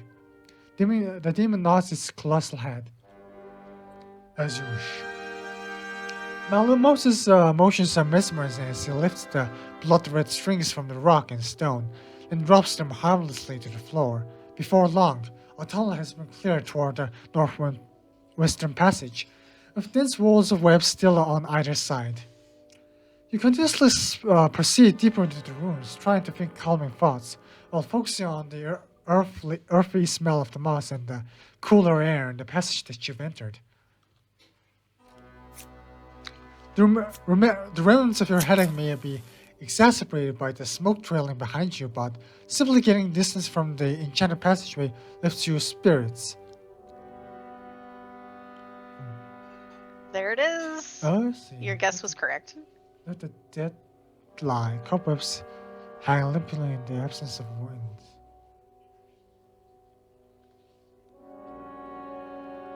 The path you traverse is level and picked clean of victims. No speck of gore or fleck of blood can be seen during your steady ascent, but the area is far from barren. Every inch of the wall, ceiling, and floor are still coated in webs from Malmos's children. You patiently work your way through each and every obstruction. The repetitive process is almost soothing, and before long your headache begins to abate. You must be less than half an hour out from the spider's den before there is a break in the mountain's sticky road. Huh. The cobwebs here are so old and decrepit. There's no doubt in your mind that this location has been abandoned by Malmos and his children. The grey, dusty masses cover an incredibly small cranny jutting out from the side of the passage. Deep within the nook are the musings of a madman written in blood on the walls. Huh. It takes a smear and too faded to be deciphered. Back way, stay. Huh. That's creepy. Maybe it's one of Malmos's oh yeah, victims, yeah. A corpse There you go. is directly below the writing, worn up in webs stuck fast to the floor. He deeply resists in a crack of the wall, having died while sitting up. All of his clothes and the area around him are obstructed by spider silk, but you can clearly see his hands, which are pinned to his sides and have desiccated in an entirely familiar way. Poisoned. Yeah, probably they ate him, but like, if they ate him, like, will the corpse be like this? Huh. Maybe they sucked their blood. Yeah. Spiders do that in fiction, I guess? Oof. Ray keeps his distance, ears back, looking for the safest exit. Stray, Ray. Good boy. Cautiously take a steps forward, shield high, but just to get a better look at the man's face. The corpse's skin is leather, devoid of all muscle or fat, and sunken into what little is left of his features. The deepest of shadows conceal any resemblance to a human, save for in the most basic of ways. Upon his left hand is a stunning wedding ring, embedded with sapphires. A quick look around lights up all the green in your eyes. It will seem that the rest of the man's possessions were discarded a short ways away from his body. The bag is covered in webs, but it is fit to burst. Literacy is rare for your people, and the sight of the blue gems or any other valuables is rarer still. Even if you're looking at the wasted ramblings of a madman, you're certain that this was once devoted to dream. As for his craft, this could have been a storyteller, a minstrel, or any other man of the arts. There's no telling where the rest of his passage will end, and your light is limited, yet resources will be incredibly hard to come by under the earth. No one will blame you for taking a look. Ray patiently stands while you survey the rest of the area. There is a steep descent from this location, with no light coming from it whatsoever. Oh man, I have to go down. It seems that the webs persist in the direction as well. Malmos was telling the truth. I mean, to be fair, like, if you go up too much and there's a sudden avalanche, it's probably way worse. You're certain that this route will lead you even deeper into the ruins, but you linger for just a moment longer. The source of running water is still a mystery. You hear it through the walls, but down the dark corridor just ahead, even beneath the stone at your feet, but there's no water to be found. Huh. The lack of tools at your disposal makes the situation a precarious one. You can't bury a man in the stone with your bare hands, nor can you withstand the touch of a poison. Oh yeah, I guess the body is poisoned. Maybe. I mean, you could take their ring, but like, Mm, not unless you invoke agriculture, the gods of death, poisoning the earth, huh? The look that Ray is giving you could kill. You grumble, cannot ask agriculture for protection from poison just to loot. Okay, fine. Yeah, if it's poisoned and if it has a cost, my spells has a cost, then yeah. No matter how lucrative the opportunity. Oh god, now I have a choice, okay. Gives man the quiet respect he deserves, then get a move on. Pray to agriculture to move the earth so that you can give his lost soul the proper burial. Pick every mundane precaution that you can. You'll carefully inspect the items here without committing sacrilege. What is sacrilege? Sacrilege. sacrilege, like something that flies in the face of his religious beliefs. Oh, I see. Oh yeah, see, this is the thing, like, my main character is super religious and stuff. If I was in a cave all by myself and I found a dead body, I would lit the shit out of it. And just... Right. And our poor boy, he's like, oh, the gods are watching. Oh no. yeah, unfortunately, the poison is actually but that is an kind of option. Like you straight up can try. So yeah, the issue is that the poison is there. well, I mean, you're gonna be as careful as you can, Yeah. right? That's the thing. Yeah, that is the question. Ah, man. Curiosity. Stay, Ray, stay. Your dog restlessly shifts and taps his paw in place while you take out an old torch from your pack. Tuck your hands into your sleeve and wrap a spare shirt around the lower half of your face. Your long limbs and the left torch permit you to nudge the bag of goods from several feet away. Doing so does not trigger a single trap or harm.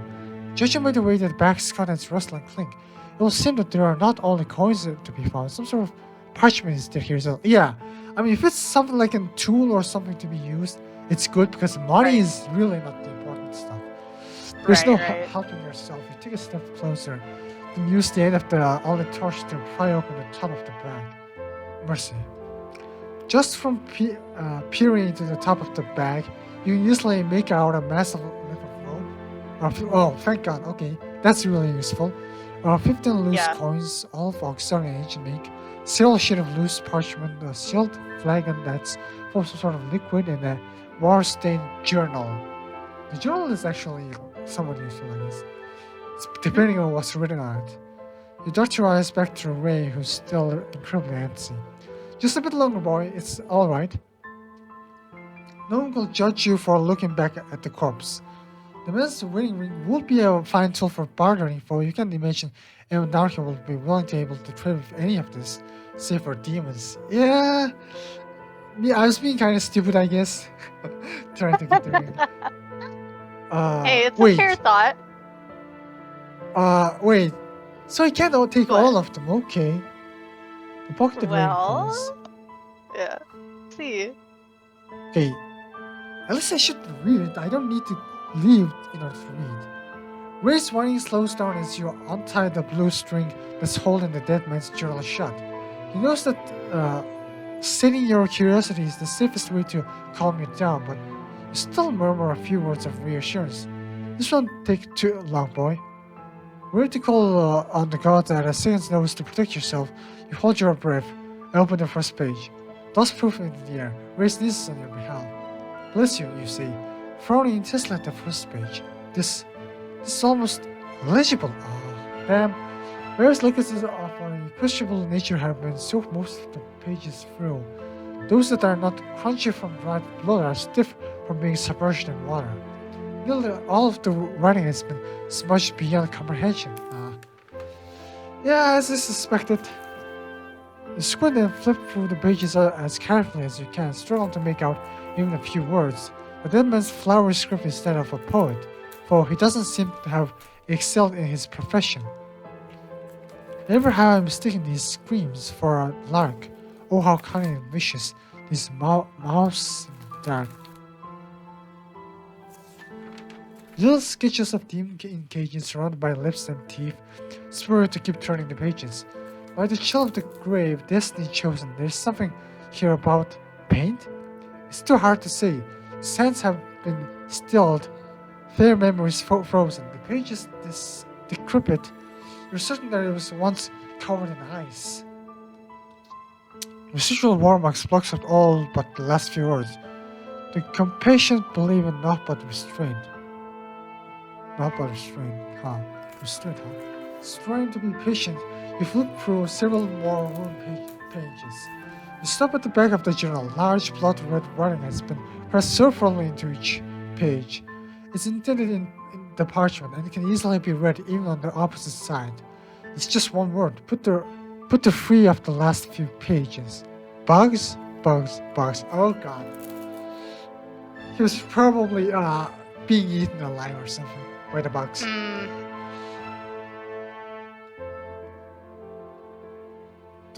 The music is pretty good. Yeah, I'm really Thank you. enjoying it. So glad you like it. Yeah, it's easily the thing that I spent the most time on gathering for the free use placeholder stuff. We're gonna have like a nice, gentler transition from track to track with the final songs, but I feel like I nailed the vibe that I'm going for with the placeholder track so far. So glad you like it. Yeah, I just kind of want to hear your voice Yeah. a little bit higher. Oh, yeah, sure. Yeah. You glance at the cobwebs that are coating the dead poet, the way that his hands have decayed beyond any use, and the expression of peace that is on his rotten features. The last few pages are soiled with a lime green, foul-smelling substance. You don't dare touch them, even if your hands are covered. Leave the journal open on the floor of the rooms. Just a few more rare sentences are exposed to the open air. You honor the writer and read his last words aloud. The surface draws near. I would like to go home. Huh, draws near. So the surface is actually there? That's actually kind of like you giving a doubled clue. back towards Malamos's lair. Yeah, he's like an hour out from the surface. He got really close. Huh. Implore mercy for forgiveness and take their wedding ring. The flag of living can be simply tested later. Take it for now. Oh wait, I can actually take multiple stuff? There can't be any less than 40 feet. You can continue taking things. Yeah, it takes you back to this menu. Oh, I see. I thought I only could only carry a few. I see. So that makes things better. But It's up to you how much you take. Yeah. there can't be any less than 40 feet of rope shown in the dead man's bag, because it constitutes almost all of the container's contents. You have to move everything else out to get the full length of the rope into the open, but it's well worth it.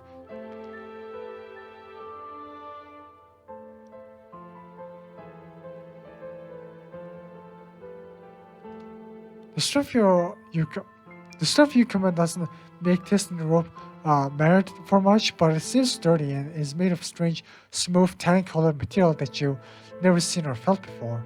You're not experienced enough of magic to tell if there's any enchantment on the item, but it seems to be devoid of sorcery or curses that's good enough for you. Huh.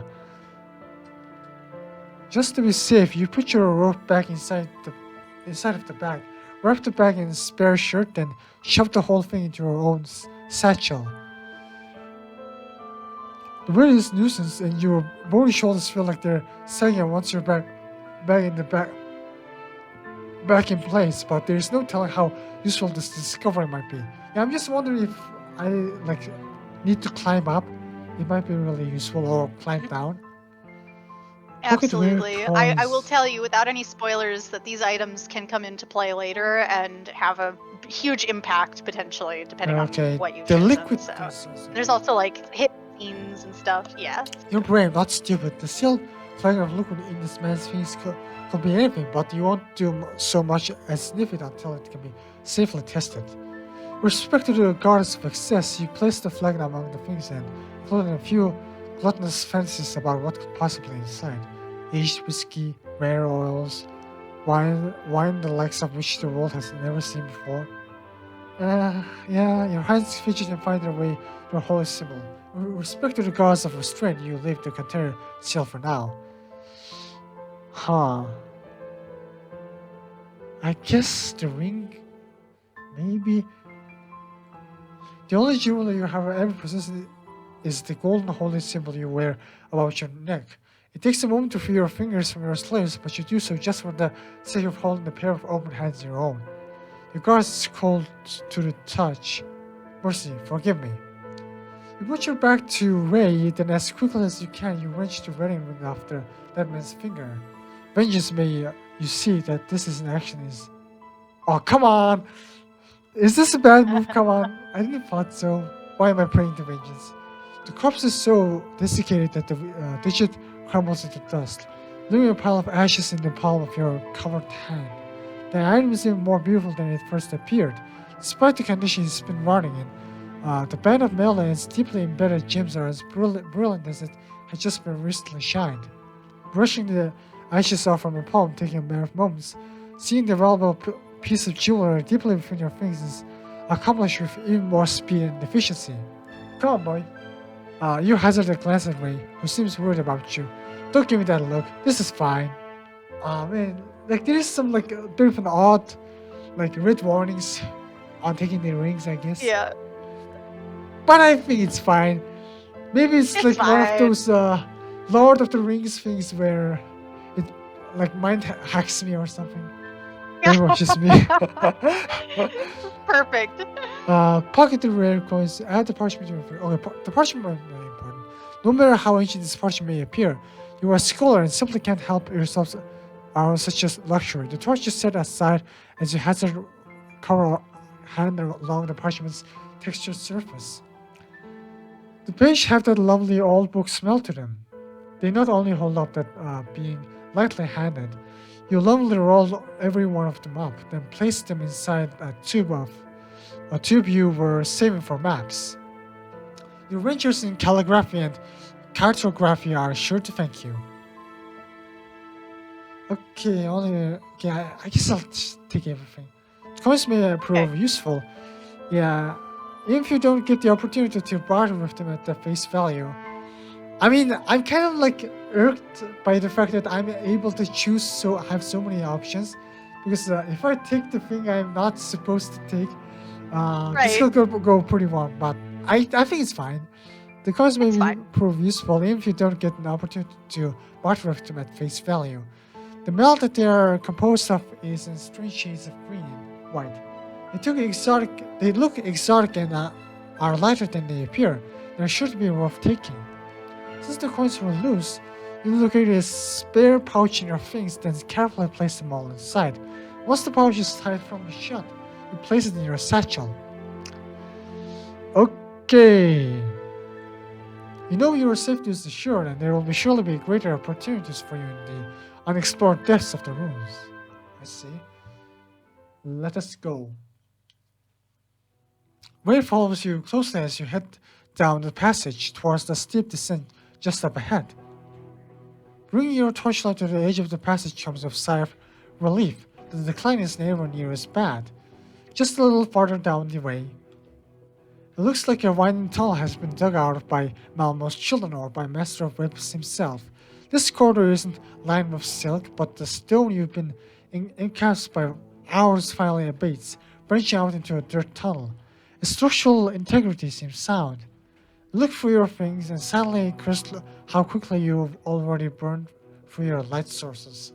Doubling back is far from wise, and the path ahead already seems safer than any of you traversed thus far. The tunnel is so short that you have to crouch slightly to fit, but it's broad enough for you and your boy to walk side by side. Ray nudges your legs gently from time to time as you descend, the soft leather of your shoes pressing into the dirt. The sound of rushing water draws closer. I mean, that's good. It also means that the river might be close by. Yeah, that's actually really good. I mean, it could be just a cave under the... inside the cave, a river inside the cave, but... You can... Oh, wait. You can actually, like, follow the river and get out of the cave, so... That's... a thing. You were there? Yeah. Yeah, okay. I'm here. Yeah, I'm trying to not say too much about that because it's extremely amusing to see what conclusions you come to based on Yeah. like there's gonna be more accurate art with the final background assets. So Yeah. like, I guess it doesn't hurt to say like this is more than a cave. This is like gigantic ruins of an area that you're like probably a mile down at this point. Yeah, it's Quite silly deep big. under the earth. Yeah, so yeah, an underground river, like theoretically something like that could lead out, but yeah. And also like it's kind of like biting me a little bit, but I'm like so puzzled at what the hell was going on in that secret cave thing.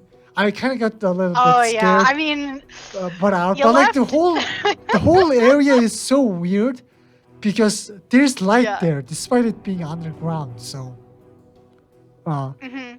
You Yeah, must- it's very, very unusual.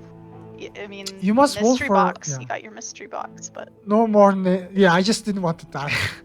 You must vote for no more than. I another- understand completely. You must vote for no more than another 15 minutes before the floor underfoot becomes treacherously steep. Stay, boy. You lean over the end of the tunnel, putting one hand to the damp ceiling to keep yourself from crashing into the waterway below.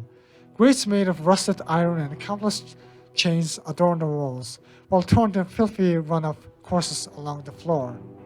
Taking a deep breath and looking around to ensure that no one is going to get the jump on you or Ray, you confirm that the coast is clear. Come on, Ray. I'll go first. Oh, so it's actually a main Yeah. tunnel. What the? This is super weird. So it's like, it's Yeah. almost man-made. Mhm. It is a man-made thing, but like, Mhm. I mean, I suppose like Melly Mouse is used to be a man, so he could also build, I guess. I Right. don't know. Oh, you keep your. Who knows what else is down here, right? Or who else? Oh yeah, there might be some roommates. Oh, Mhm. oh, you keep your torch held well above your head. There seems to be no need for the light source. You jump down into the waterway, only to find that the entire area is lit as if you were under the light of day. Yeah, that's weird. Sorcerer, I see. Ah, I see. Mm. Magic. The burns you incur near the peak of the ruins are still ripe for irritation and infection. Huh, that's interesting because I burned myself. If I actually hit the waves, what would have happened? All the way back then, you'd have a different outcome here. Yes, I've accounted for so many goddamn variables. I see. Yeah. You wince gritting your Uh, teeth as it's- your it's all socks gonna and come shoes back. are soaked through. Ray leaps down, creating a monstrous wave where he lands. All 200 pounds of mighty mastiff gets soaked from head to toe in the crusty foam and God knows what else. You spit out a mouthful of the runoff and wipe more of the filthy water off from your now drenched face, frowning at your dog. If you thought we needed a bath. Heavy footsteps sound off in the distance, hundreds of them. What? That's actually dangerous. You look frantically around. The very Yes. walls shake from the force of whatever it is that's heading your way, but you can't see what's coming just yet. The waterway is labyrinthine.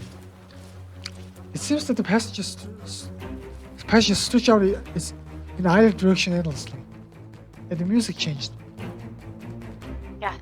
There's no telling where you're headed, as every route in the view appears to be a level. And you cannot see around you any corners, but you will try and make a break for it for wherever that is coming. I mean, to be fair, it could be a bunch of people, but like, this is a weird world. Right. Ah, damn. I'll probably run. There's no way I'm going to like beat whatever hundreds of them. By the sound of it, I mean, yeah, anything's possible though, right? yeah, I guess. This is But great. like, yeah, I mean, if it's some of the friendly people, then I might be okay. But like, there's hundreds of them, and you can like hide somewhere and look, right?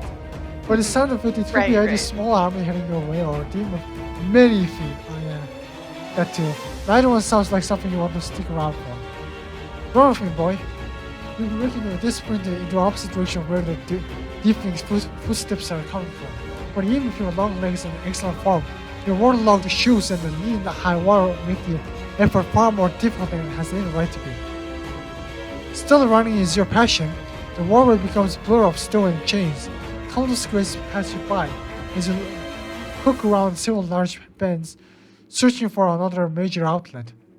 The footsteps at your back continue to grow louder. Whatever it is, it's moving at an unholy. Oh god. It's probably a freaking demon then with 100 legs. Raving is growling, glancing behind him at you in a quick succession, beginning to attack whatever it is that's pursuing you both. For the love of mercy. Oh my god. Blind intuition has served you well for most of your life, but right now, you look at the grip made of solid iron. It's too tightly knit for you all ready to squeeze in through any of the gaps, but it's so rusted that you don't doubt you can break it over with sufficient force. It's hard to miss another one of the spider demons tunnels at your back. The slope is so impossibly steep, you can't imagine climbing up to it, even with the assistance of the rope or the very god of flesh. Huh. The footstep at your back shake the ground you stand upon. This is a terrible stuff to be cornered in, but you see, have more than just a mace and a shield at your disposal. You both wish to destroy your grate with the hopes of escaping from the fall entirely. You run long enough, get out from this dead end while you still can invoke fish to fight. Ah, god damn it!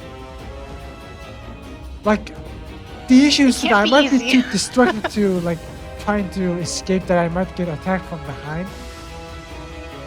Well, a corner dog fights, I guess. With a silent gesture to Ray, you beckon him to follow you out from the corridor you ran into. Your escape comes to not a moment too soon as you arrive back in the main stretch of the waterway. The shadow becomes looms over. Okay, I mean, if I had that much time to go back, I probably would have broke the thing, but like, too late, I made my decisions. Okay. Your escape comes from not a moment too soon as you arrive back in the main stretch of the waterway. The shadow of the behemoth looms from around the corner, no less than 20 feet tall. You're better to try and outrun an enemy on their own turf. More importantly, you're itching for a fight. That's bad. You clasp your hands together, staring with blood intended at the passageway dead ahead. My restraint is my peace. My peace shall be broken. Flesh of my flesh, forgive my weakness. Flesh of my flesh, your strength is made perfect in my weakness. The embers of your devotion stir, searing that heat courses through your thin frame. The injuries around your feet and ankles rapidly begin to mend. A smile creeps across your face. Ray snarls viciously. Rubble and soot falls from the tunnel you dropped it from, muddying the water at your feet further. It matters not. Your vision runs red. A surge of strength in a deeper voice, and the muscle that builds by the second, you cry out through the crimson gifts of your god. Okay. Flesh of my flesh, grant me your strength, oh god. Chunks of mushy and decaying tissue from unknown beasts floats through the water, occasionally bumping against your frame. You don't care, you feel brutally strong. As if your scarcely used muscles could burst out of your skin at any moment, they are visibly larger. You tense and flex, admiring your god's additions to your figure. Flesh is your strength. Okay, let's go, fight! Intoxicating. Everything. Your reactions are amazing. Love it. This is great. Barreling down the corridor comes another answer to your prayers, a chance for violence. An orc with pale green skin, painted in streaks of dry blood across his face and bare chest.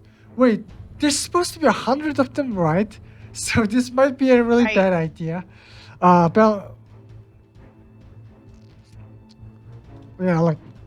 Okay. The brutish creature is something you have heard of, but never witnessed before. Orcs are mortal enemies to the last of humanity. Part of your race's near extinction is thanks to the generational conflict that has been fought between the peoples of Sino and Corsia. This one looks like a war chief, based on the battle axe that he's spinning over his head and how he has exceeded all legends you have heard of their competitive prowess. Oh man. There is truth to the four rumors. He has successfully attained the lesser demon, one who holds a little authority with the demonic hierarchy, but may still possess incredible individual power, and is riding atop its insect-like head. The creature resembles a centipede, save for its gargantuan size and its odd tail, while one of the beasts is screeching along with its chieftain and gnashing its closest mouth at you. The other end is subdued. A dark-feathered, well-endowed and long-haired woman extends from the back of the centipede's form.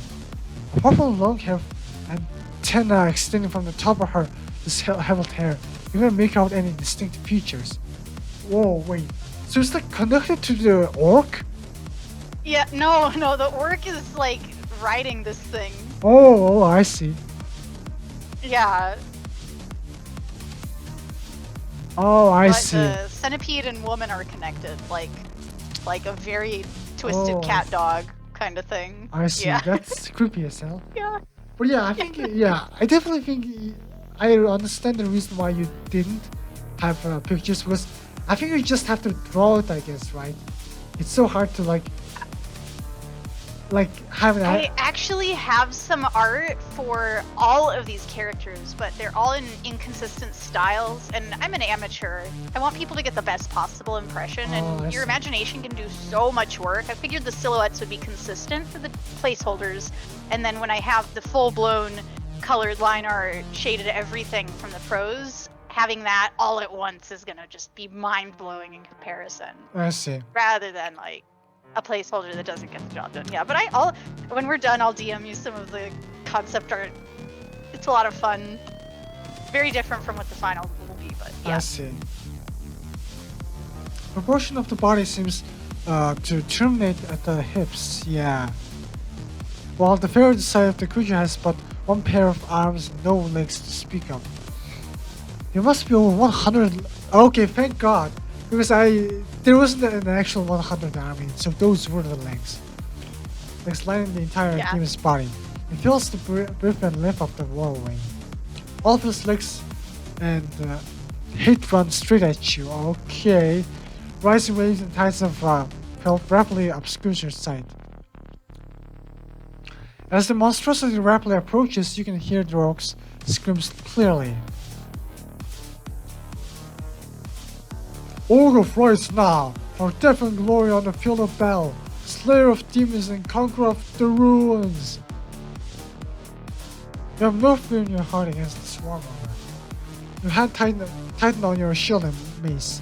Calm as the eye of storm, you run at the full speed towards the demon. With almost effortless grace, you speed past Ray, who barks and snorts at your feet. He has been trained to kill if he need ever arises. Crimson licks at your eyes, fire is in your lungs, and smoke powers from forth reach exile. At the sight of the charge, your orc's cries falter for only a moment before he redoubles his efforts. I will take this place and wipe out the last of you. Feast on my blade, human. Orcs are notorious masterminds of battle, having trained their entire lives in combat. He might be a bigger threat than the demon. Yeah, probably. Oh man, that I'm kind of screwed on that.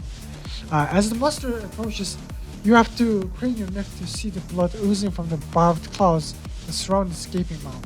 You don't know this creature or its powers. It could be very well be using the orcs as a puppet. Yeah, that's an interesting take, because I also was thinking that might be the case, but who knows? I mean, the orc is talking, so maybe he has his own mind. You meet in the center of the waterway. The lunatic has your blood pumping. You can't help but let out a cry as you strike. Deep force the rider. Further take him on directly. Strike the demon head while you have your strength. I mean, is the demon head closer to me?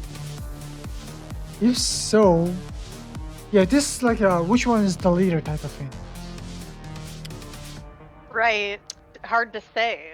This is the trouble here. You got some information gathered, but not Huh. everything you'd need to make this with like absolute certainty. Hence the choice. Yeah. It's truly your call. Yeah, I guess I'll hit the demon's head. I think it's a lot unorthodox, but I also think I have some suspicions about the demon. The warship cries out at the beast in Okay. an unorderly pitched movement. The warship cries out at the beast in an unorderly pitch the moment you make the break for it, causing your target to go into a frenzy. Well over 100 legs form a lethal barrage of the floor of waterway, throwing up waves of foam with so much intensity. Bits of stone are kicked up into the fray. You just barely hold your ground. It's as if the warship and his ally can move as one. The second you stop in place, the oracle howls, the demon charges straight at you. Yeah, the orc is definitely controlling the demon.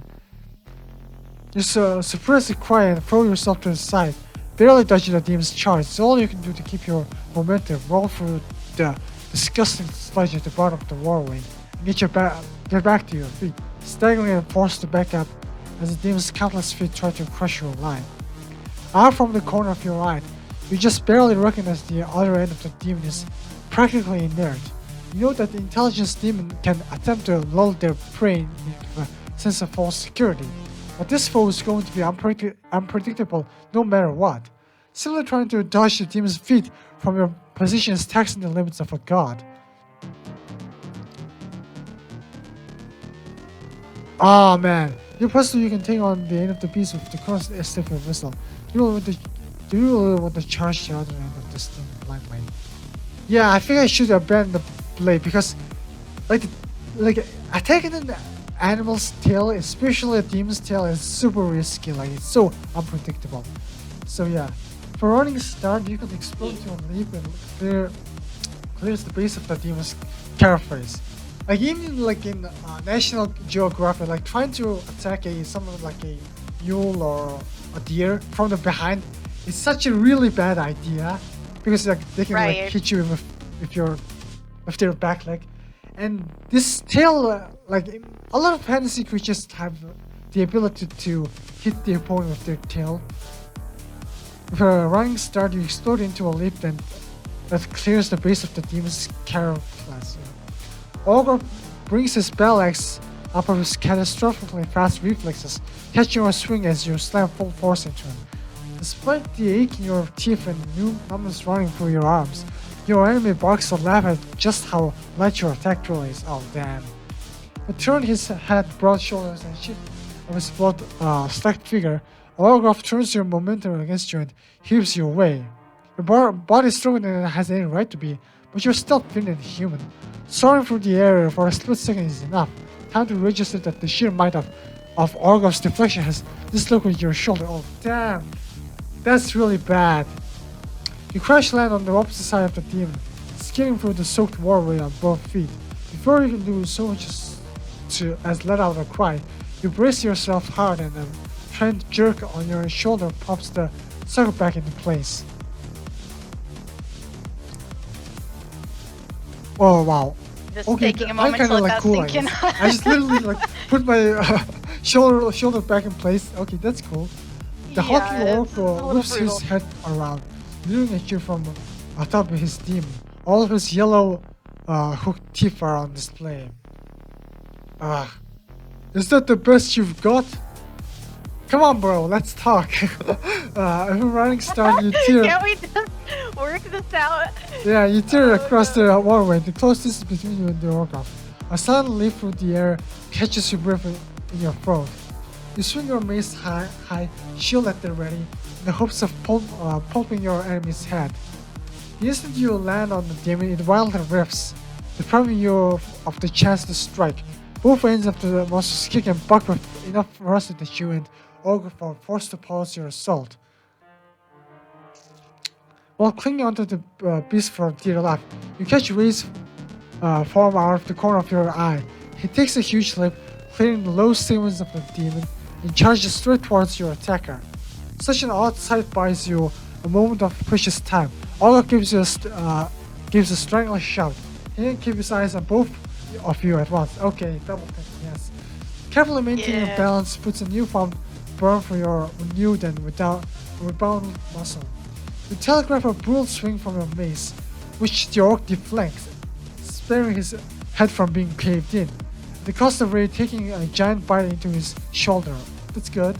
A simultaneous struggle from you and your boy couldn't be sweeter. The burn in your core intensified as you laugh in Orgov's face. For it takes all of the strength and you and God possess. You keep up the assault. Orgov's right shoulder weeps red, and you see him favor the other arm as he pushes against you. You precautiously keep your balance atop the demon as it crashes and bucks under both of you. There's no place for a dog. You command to Ray is made with a gritted teeth. Release him! The boy complies at once. Sweat and foam droops from your brow. The battle of strength between you and the monster lasts just long enough for Ray to dart down the left of the demon, down to the floor of the waterway. Dread intermingles with your inner flame. As the demon tries to crush your dog on foot, it is lucky to know well thanks to Ray's rapid maneuvering. Your focus is root back to Orgov. It's only with one arm that you have kept your mace against the orc's full might. Blood and spilled sprays into the air as he screams in your face. You're one of them already! What do you mean? Does it think my stuff is demonic? Does this orc have the gall to not recognize the might of flesh? While Orgov is preoccupied with the nature of your humanity, you give one final shove. His balance is compromised and he struggles to keep his footing on the demon. It gives you one precious moment to jump off from the creature and to crash land 20 feet down, directly next to Ray. It takes you nearly a lethal moment to orient yourself. Ray's evasive maneuvers are doubly impressive once you realize the intensity of the demon's assault. From the side of the monster's body, it's apparent that his legs must number well over its namesake's 100. Each side of the segmented armored frame drums against stone water. Each bug and kick bring up another wave of crusty foam. Orgov resumes to scream from atop the beast. His cries carry over your whistle to Ray, but your dog obeys the command to return to your side at once. The rook and the insect-like head of the centipede demon disappears from sight as an odd maneuver by the warship spins the creature slowly around. The head of the demon moves to face you. The resemblance she bears to a human is all but artificial. Even from standing on two legs, her proportions are monstrous. Okay. There are no pupils or whites in the pits of her insect-like eyes, as she peers down at you from a great height. Your stomach turns at the insect crawling beneath the surface of her skin. The hair atop her head is more akin to shedded carapace than individual strands. Wow, yeah. That's some Japanese horror movies type of stuff, I guess. Thank you. Her teeth mirrors the claws and fangs of her more insect-like health, and she bears them all at you and moves to charge. You take a step back. Move, my boy! The demon rears back and up. Pure instinct has you and your hound leap aside, rather than keep backing away. The demon smashes humanoid end into the floor. Barbed stingers protrude from its jaw, cracking the very stone beneath your feet. Black venom dribbles and sprays out from the centipede's mouth, sizzling as it makes contact with the water beneath its many feet. Skidding along the floor of the doorway grants you refuge from the assault. For bringing your shield up high does little to keep away mouthful of the filthy runoff. Keeping your eyes stuck fast on the demon's permanent health, you spit straight in its direction. I spit? Like my saliva? It would seem that the poison didn't disperse through the water but ran in your direction, but there's no time to think on it further, let alone run. Wait, can I like poison other people with my spit? Is that... No, in this case, you're just very bitter. Okay, he's just better. Maybe something with agriculture later on. Who knows? It's possible. Oh yeah. Oh my god. Bring your shield overhead, dig into your heels, letting loose a scream for further strength is all you want to do in time you've granted. The demon swings itself high, brings its full weight onto your humble wooden defense. Oh, okay, my shield is different. Like, it's a metal, it's a wooden shield. Really? Yeah, Oh, Yeah. man, way to be cheap, man. it's doing its best. You shield yourself flush against your shield. All your back shoulders and your shield arm go into keeping the beast from crushing you instantly. You're still screaming. The monster's strength almost outclasses the work of a god. Ray snarls and dives out from the under the shadow of the creature while your body screams with heat. A faint trail of red smoke rises from the flesh, healing your tearing muscle and splintering bone. The leader here is to die. With a strangled shout, use all the power you possess to throw the monster off you. A thunderous echo shakes the farthest reaches of the waterway as the beast collapses just to your side. A huge surge of water threatens to knock you off your feet, but you hold your ground. Breathing, still alive, you turn and break into a run. Okay, my dude is like doing his own stuff. He's running. He Yeah. runs through every inch of your torture frame, and you still tighten your free hand into a fist. All the red in your eyes looks up at the demon's armor hide.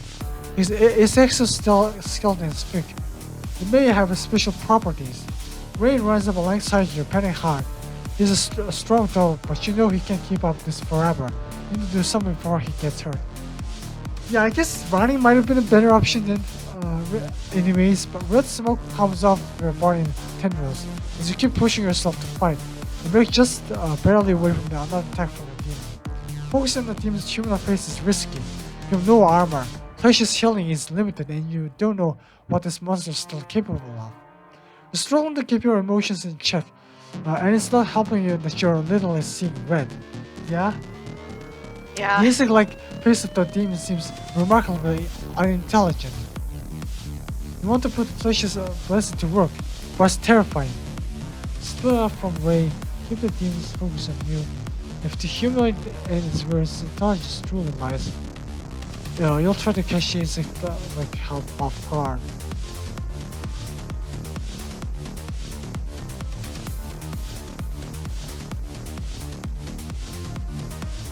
Keep the demon's focus on you.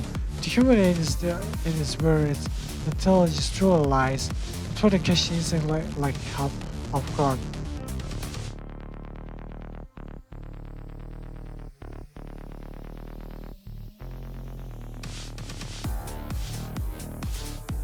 I guess this is more unorthodox, I guess. Less predictable. Keep the demon's focus on you. If the human can and his various intelligence truly lies, you'll try to catch the insect like off guard. I see. So like we're going to like double teaming. Like Right. I see. The smoke rising from your weakened body is intoxicating. Giving to violent impulses, this is a necessary evil. Defending the insect comes before self-preservation. If I get dangerously close to activating the catalyst, I need to protect Ray. It's only a lesser demon. And that fist power squishes than this before. Sure, I might break a few fingers, but it's better to get hurt now than to have Ray get hurt later. You Ray slide to a stop. Hang back, boy. Oh, wait. I think I chose the other option, but okay. Ray This one bucks. you're like splitting up from him for his safety and focusing your efforts on the insect-like portion of the Oh, demon. I see. The other I see. option is to focus on the humanoid portion of the demon, right? Oh, I see. Both of them you're keeping Ray safe, but you're doing totally different methods I for see, I approaching. get you.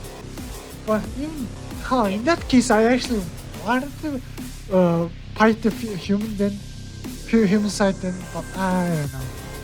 This might be not be You that can better. back up if you want to, but yeah. Oh yeah, I can do backup, but I want to see what happens. He middle back out his heavy breath. Okay.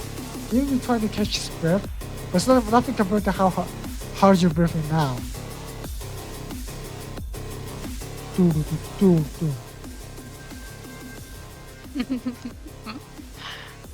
Dodging another blow from the demon might as well put the hot coals against your legs. It sets a fire in your soul. You sling your shield over your back, show a mace's handle through your belt, clench both fists in a righteous fury and sprint towards the demon.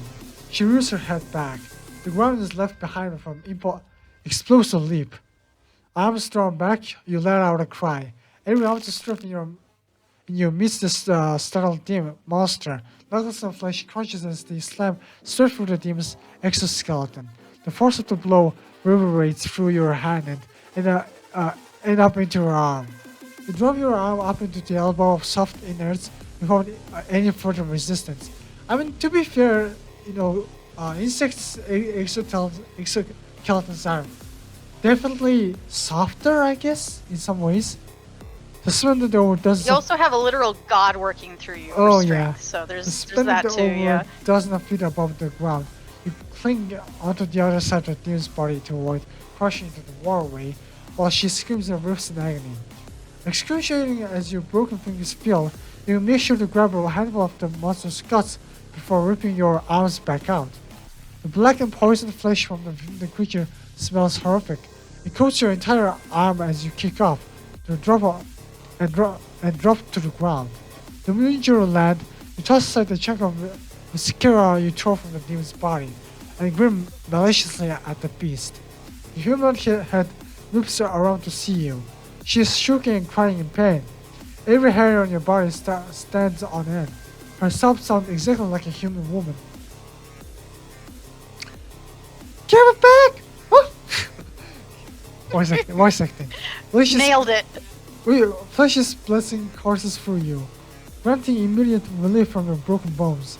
There will be scars, but you will wear them with pride. Both your fists remain clenched. I'll give you everything you deserve. The demon howls, and the Orgoth lets loose a screaming turn. He seems to have recovered enough from Ray's bite to sheath his battle axe on his belt, and the next moment, the orc points a damning, bloody finger in your direction. Kill him! Yeah, it's really weird. It seems like both of them have their own minds. Like, it's a really weird combo of demon and orc, I guess, working together, I guess. Yeah. The orc and demon work in tandem to overwhelm you. While Orgoth unsheaths a barbed javelin from his back, you break into a run. The demon seeks to trample you with as many as her feet as she can before ready to slam down on your body. Her rage could easily crush you, and there is no time to pray for another miracle. I definitely got their attention. Orgoth shouts, ready to throw his javelin from his vantage point up above. The weapon's weakly sharp edges are caked in the blood of other creatures, but still glints in the light. There's no doubt in your mind that he's tracking your every movement. Your prayer is lasting an unusually long amount of time.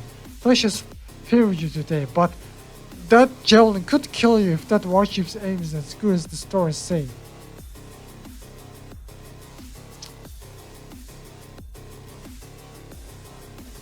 I'm not gonna say anything. Okay, you have to split second to react to the two-pronged assault. Right. Oh man, that's really tough. Yeah, I might get like slashed in my jump. Holding your ground might seem like a suicide, but this wouldn't be the craziest thing you've done in the name of faith. You rip your shield off from your back, then pivot straight towards your enemy. Come get some. Yeah. After hurting the demon, I think I'm kind of underestimating the demon a little bit.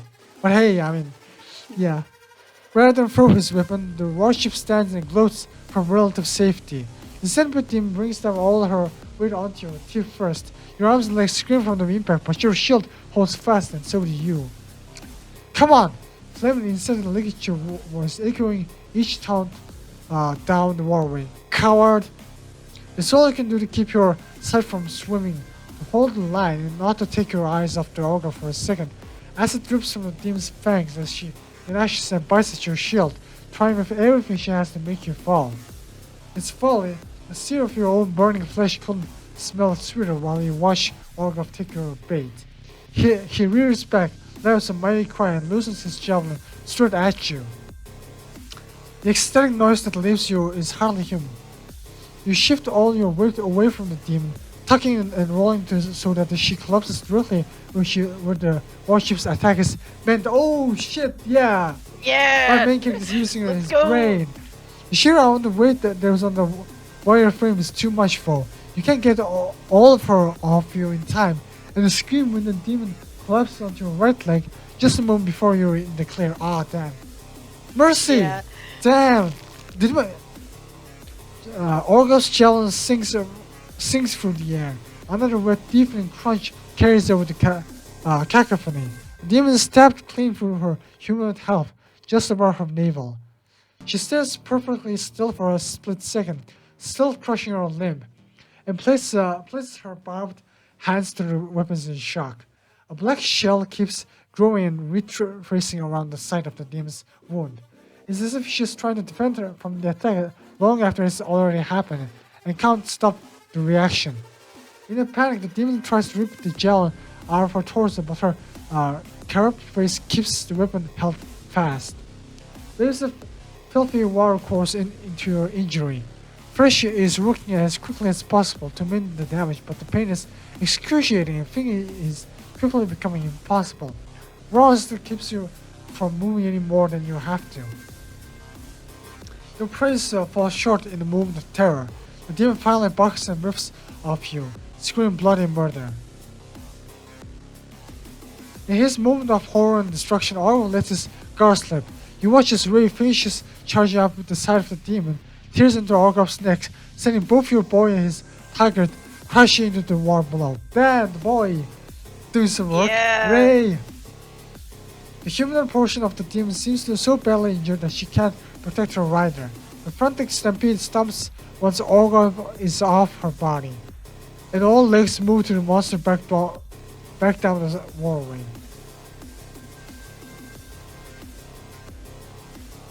I am problem- so impressed you got through that fight without dying. Wow, really? Bravo. It's so Bravo. easy to die. Very Oh, well done. Wow. The Trial of Darkness. There's like 2 points where you can die, and you avoided both of them. Oh, With some okay. good thinking. I love it. Yeah. Very good. Very good. Keep in mind, a trail of darkened gore is left Yeah. through the farm and sludge as the demon slicks back from the, whence she came. Water kicks up around the orc and your dog as they are locked in failed combat. You helplessly watch from a distance, praying to Flesh with everything you have to speed up his work on your break. The worst catches on every other syllable, while bellowing to not choke on the waves of water that threaten to pull you under. This passes in the fear of drowning. You pull all of your focus on keeping your leg set straight. The angle you're in doesn't abate, but the unnatural angle of your limb is forced back into place. After no fewer than 3 close calls at the blacking out, you're capable of moving your leg again. The instant you think you're capable of putting weight on your limb, you try to stand and get clear above the water's level. No longer able to run, you catch up to Ray and Orkov long after their battle has resolved.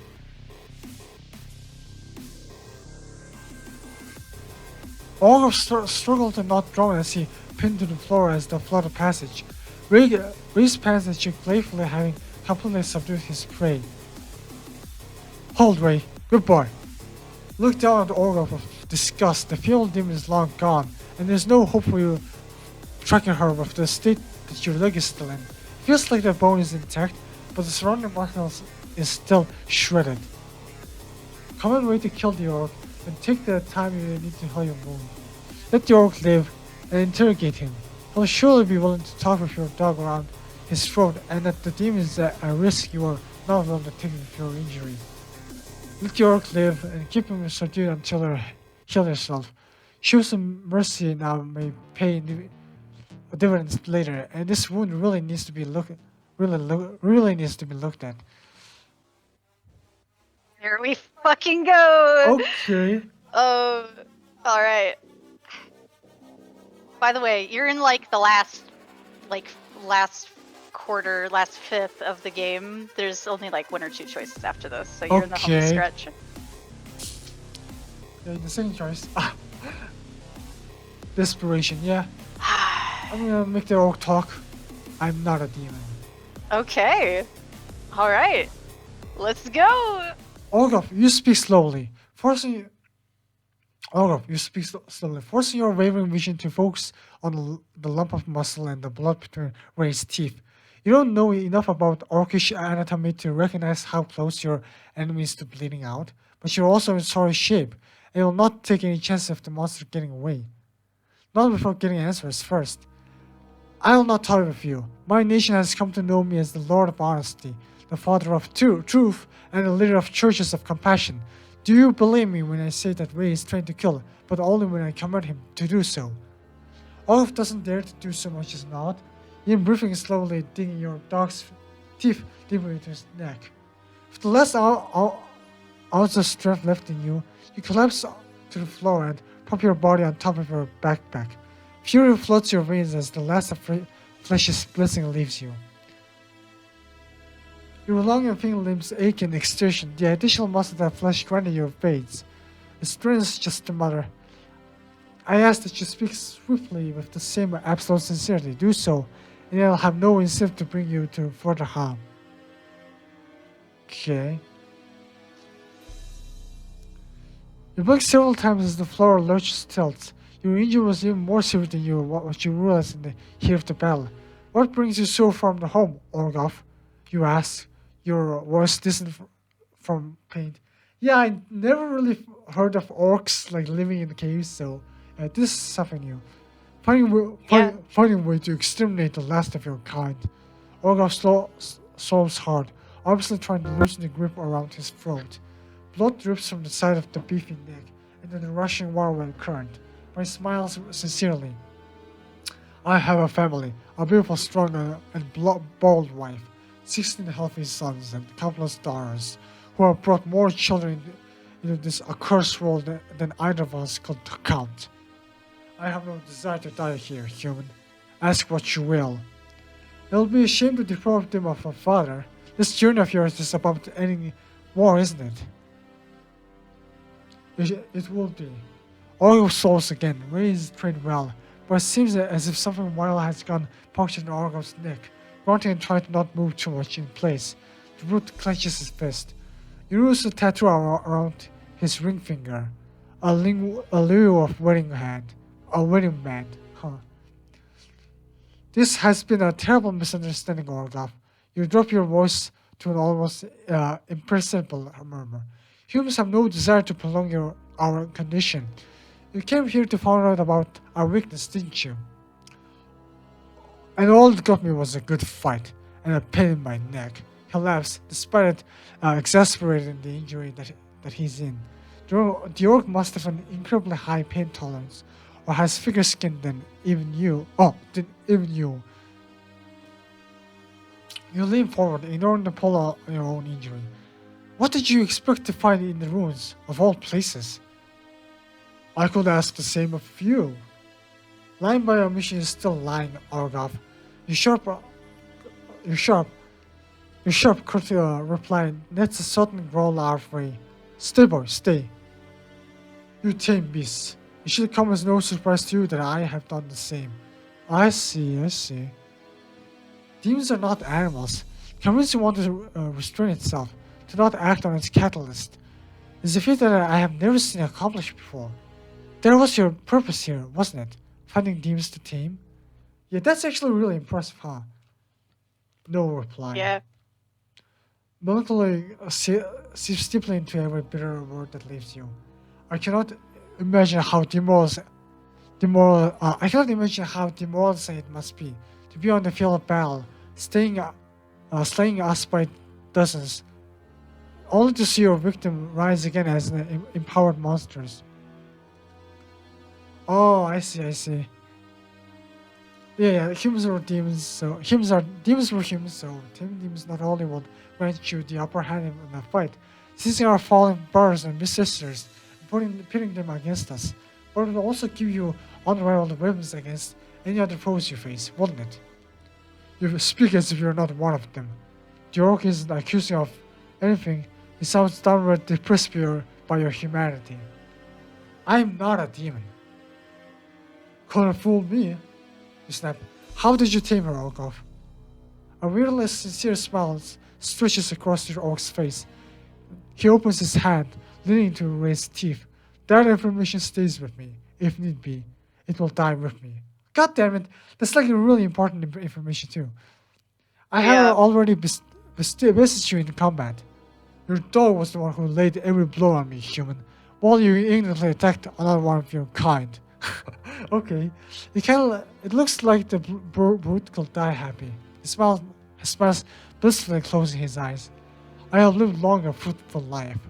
Warriors in my nation are heralded as gods, not like the sick forces you and your ilk worship. I can die here, taking my accomplishments with me. My many sons and daughters will come to in my wake. They will herald your end, laying waste to the last of your race.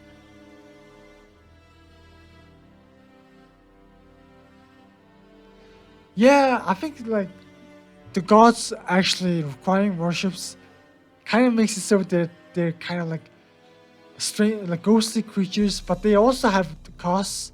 So yeah, they're hard to call gods purely, right? Taking a deep breath, Orgulf leans harder against Ray's jaw. Blood runs freely from his bite wound. You may say that I have been best in you may say that I have been best in combat, but it's clear that I have already won. Huh? You've heard enough.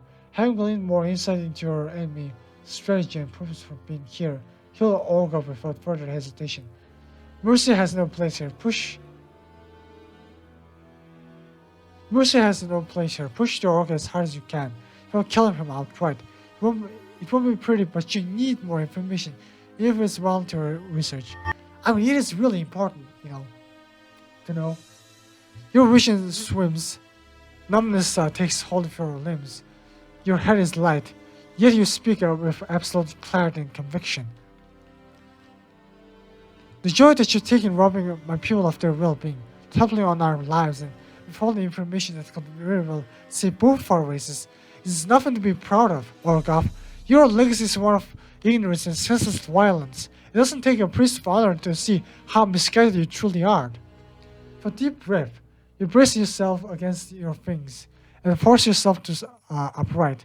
A small knife is in your possession, intended to be used for cartography, but you have an infinitely better use for it. I'm offering you one, a final chance at speaking freely. Half-fitting, hollow words from a shell of a man. Orgulf twists around even harder, tearing a massive gash in his neck in a desperate bid at escape. You don't give him another window to move. The orc tries, thrashing again, to get up from Ray's hold, but your dog's jaw infinitely too powerful. You crawl over to the two of them, staying just out of Orgulf's reach, your tone devastating its civility. You are blind to the truth. With trembling hands, you steady your small knife and swipe across Orgulf's left eye. He bucks and kicks desperately. You're too weak to keep his arms and legs pinned, but Ray keeps his hold on your target. Yeah, it's a little bit ugly, but information. Yeah. We need it. Yeah. I'm no longer asking. A body part for every answer you deprive me of, Orgulf. Wait, is it possible how much the orc wants to clutch at his face, but he keeps his hands down? Wait. I'm listening, okay. Breathing hard and heavy, Orgulf takes a moment to collect himself. He's so furious, he can hardly speak. I want you to know you're not pulling any move that preachy act. You say you're not a demon, but you're no better than me one. In fact, I say you're far worse off. A demon at least won't deny their nature. You resist the compulsion to deny his claims for just one more second and loudly tap your bloody knife against your palm. What would you know about the nature of demons? It feels like you're going to pass out if you don't lie down, but adrenaline keeps you talking. You mistook me for one from the moment we first met, and nothing like the demon that you tamed. It looks like he wanted to shake his head. No, you're all the same. The thing in you, what makes you turn to demons, you're all slaves to it. The urge to correct him is inescapable. No, human beings. I'm not talking about humans, child. I'm talking about demons. The only thing that matters to you all. I'm not a demon. Sure, keep telling yourself that. It doesn't make any difference either way. just proving my point. You can't help yourselves. Once you know what makes a creature tick, it's easy to get it to do whatever you want. You mean to tell me that you didn't tame that demon? You find a way to use this catalyst against it? Is that what you all call it? Yeah. You're still the Lord of Honesty. It won't hurt to tell him yes. It's that simple. Under his breath, Orgoff whispers, "Fuck." The gash over his eyes looks excruciating. He hisses as he draws in a deeper breath, squirming under Ray's hold. This catalyst is the center of the demon's world. Everything that they do is centered around it. It's all that's left of them, you muttered. No, they also carry power unrivaled because of it. There's something about the change you all go under. Not every human is a demon. Do you want to talk or not? Yeah, information, we need it, yeah. You lower your volume and tone and glancing at Ray, he's drooling all over Orgoff's from keeping him in mouth for so long. Yeah, he might eat him. Stay boy, good boy. He's having a bad time, yeah. Yeah. Orgoff sighs heavily. When you all change, you also change your strengths and weaknesses. It's not easy to spot what makes a demon tick, but it's possible. That's why I'm here. That's why I'm so far from home. I've been studying demons. I couldn't teach you what I've learned, even if I wanted to. It's not something I will try to share with most of my family or bravest fighters either. Trying to save humanity is a fool's errand. When your kind turn, they're worse than gone. They're destroying our world and all of the innocents who live in it. I'm doing you all a favor by spitting your extinction. Orgoff suddenly wrenches himself out from Ray's jaws, shredding his neck in the process, but manages to narrowly escape his life. He doesn't have any weapon in his hand, but looks at Ray with the intent to kill. You have a split second to react. Damn it. Yeah, I guess I have to attack. Wait, get back. You can get... Yeah, I mean, that's a little weird. I guess I'm doing the same thing, I guess. Ray, get back. You can't give a shit about restraint at a time like this. Screaming bloody murder as you throw yourself at Orgoff. Not at first. In a flurry of slashes, you slice the strips of flesh off from the enemy's hands, staying his attempt to maim Ray for but a moment longer. Before you can get your bearings, let alone control of the situation, Orgoff knees you in the ribs as hard as he can. It. Yeah, I was doing a really risky job. I was aware of that. Yeah, you're there, right? Yeah, I'm here. I was just trying so hard to not say anything or spoil anything. Okay, seeing Krager comes the feeling of something snapping from you as you're sent flying. Oh, damn. The air is knocked from your lungs and you land hard on the ground just a few feet from your dog. It's too much to ask for Ray to keep his distance. He snarls viciously, ready to leap to your defense.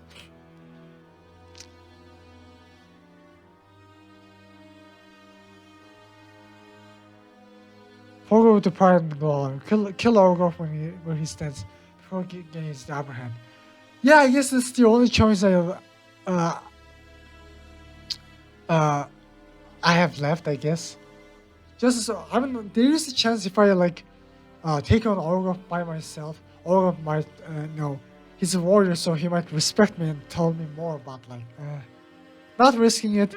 Just as Orgoff lunges after Ray, you leap onto the monster's back and plunge your knife onto the back of the neck as deeply as many times as you can. He screams in agony. There's no use trying to breathe or speak. Spots of black swim in your eyes from exhaustion. When panic and fury move your stiff-thin arms to create a vertebral hole in Orgoff's neck, freezing his attack in place. Halfway decapitated, too stunned and injured to speak or fight back, the warship slumps over, mere inches from Ray's body. Ray tears into the enemy's face, mauling the orcs beyond all recognition. As Orgoff's body twitches and jerks in his depths froze, you manage to catch your breath just enough to spit on his corpse. Then my body be spinning. The gods are merciful. Before throwing your knife aside and drag yourself upright, clenching your bloody hands. Come on, Ray. Let's get you cleaned up. God damn, you came like a hair away from some shit. Wait, I actually almost died? Damn. Huh. Arguably something worse than that. I'm not gonna say a word in case you ever do a replay, but damn, there were a couple moments in there where I was like holding my breath. Well, Oh really? shit. Oh man, now I'm kind of curious, but oh yeah. Oh yeah. It takes no more than 10 minutes to drag yourself to a higher, drier location in the ruins. Exhaustion and pain threaten to take the world out from under you, but you make sure to get Ray something safe to eat and drink. He has no serious injury and seems far more concerned about your welfare than his own. Yeah, man, my dog is like super strong, huh? Leaning back Oh against yeah, the. he's huge. Oh, He is a fucking Oh, I see. He's gigantic English huge. Yeah, Mastiff. there Like is literally 200 pounds. He's yeah. Yeah, there isn't a picture, so I didn't know. I was thinking like he's called Ray and he like barks, and I was thinking of almost like a puppy in my mind. But yeah, he's apparently Aw. huge, I guess. Yeah, he's like really Yeah, fast. he's fucking massive. Okay. Leaning back against the Okay. wallway's unforgiving stone corner. Okay, no wonder then my dude was like fine. Richard was fine like going alone because you know he has a huge dog. Leaning back against Right. the wallway's unforgiving stone corridor, you implore mercy for protection and can only pray that your gods are listening. The world goes dark. From seconds of calming down, consciousness slips from your grasp. No rest comes to you. Dream visits you deep in darkness. You see before you a field of grain and a beautiful woman standing beneath a red moon. Whoa. You try to call out to her, but black bile and the blood begin to pour from your lips. Whoa. Hands crawl all over your body, up your throat and inside your mouth. So Dream is another god. I'm kind of like wondering what does Dream even Yes. like, accomplish? Like, Mhm. like, like scientifically, I think dreams exist so to fulfill our desires or just to process information that we did during the day. At least that's what scientists say. I'm not sure what the dream god does. Yeah, a barrel of Yeah, liquid. applying modern science to year 605 dark fantasy and horror, Yeah, you can, yeah, it's a and it's blunt case. awesome, and I Yeah. love it. But yeah, Yeah. might be a few other things going on here. A barrel of liquor tumbles down an endless staircase, colliding with mountains of dead bodies. I guess it could be some sort of a future scene, because you know some people have certain like say like oh like dream I saw something in my dream of something happening to my loved ones or something about the future. So Mhm. they like a lot of in fiction, a lot of people who have certain dream powers, you know, either see something in the future or have certain get certain information from something that's happening somewhere else. So yeah. When this is like when you get the chance to check the journal, remember you had the page with all the gods on it. There's a section on Dream on there. You should check it out. Oh yeah, definitely. You can't right now, Oh, the yeah. sequence, but yeah. I'm dreaming. An Yeah. owl flies overhead, curtains draw shut before its wings, clipping them in mid-flight. Also, by the way, is this art? Did you draw it yourself, or? Yes, this is all me, all Wow, that's placeholder really stuff. But I impressive. did so much. Thank you so much. Wow. A small spirit is born and dies. The woman turns away from you.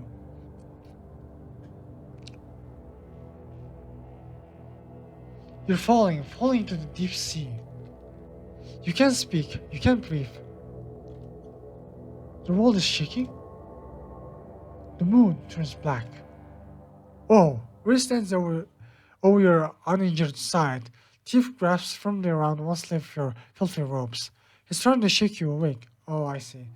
Growing waterlogged and feeling as if you slept for the last 2 days, you manage to shift upright. Orgup's corpse is still just a few feet away, but swollen to a sickening degree. Maggots rift within the open wound on his neck. You swallow hard, with cerulean still swimming in your eyes. You drag yourself to a higher, drier ledge and rip your journal out from your things, feverishly writing down every last detail of your dream. It seems nonsensical now, but you have never been one to take the gods lightly. Yeah, it's a miracle that the pages of the tomb are mostly undamaged. It isn't until you finish writing that you notice the three dead imps just a few more feet down the corridor. They're small, but their forms are totally lost, as their bodies have been utterly evacuated.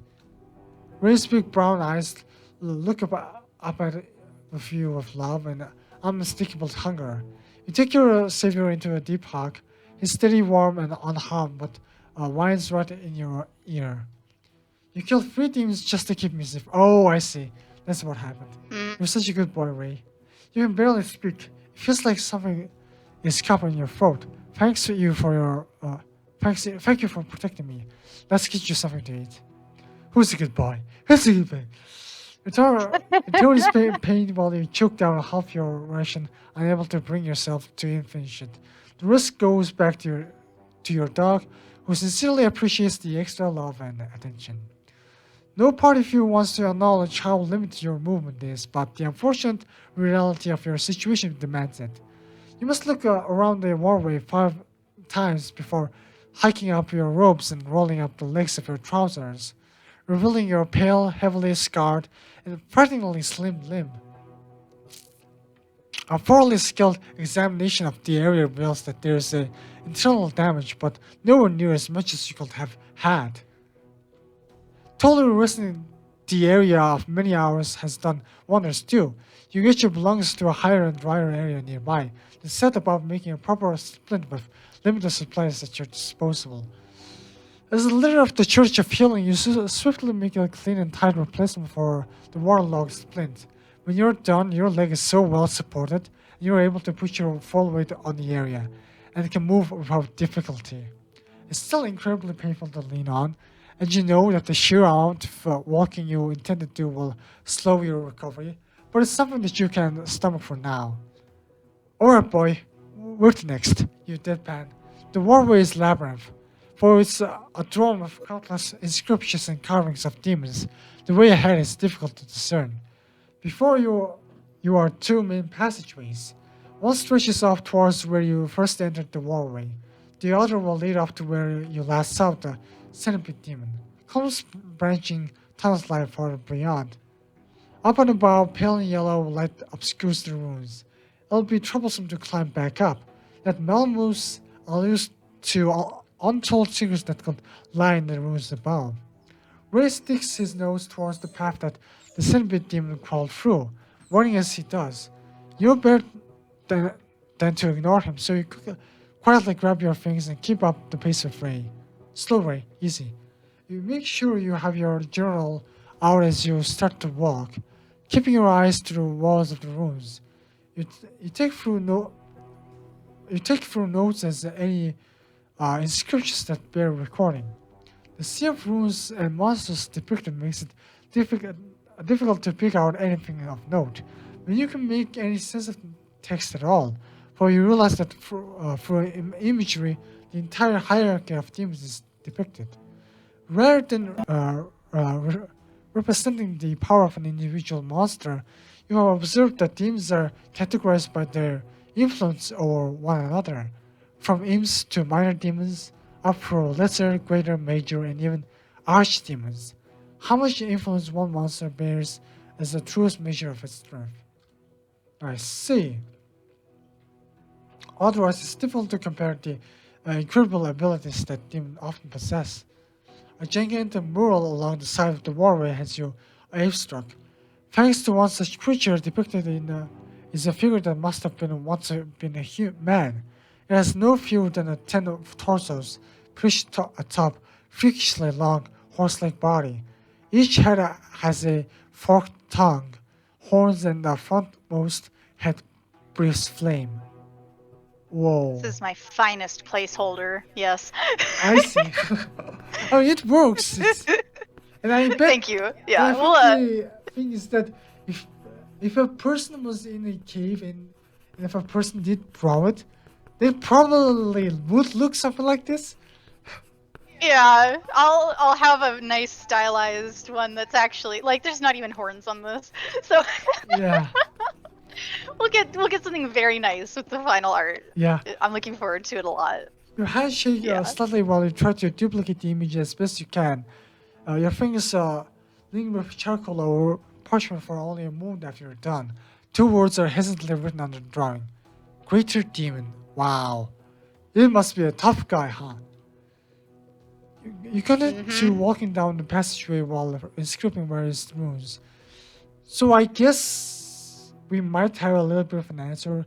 So if a strength of a demon is determined by how much influence they have, then maybe Orgoff had a bit of an influence, I guess.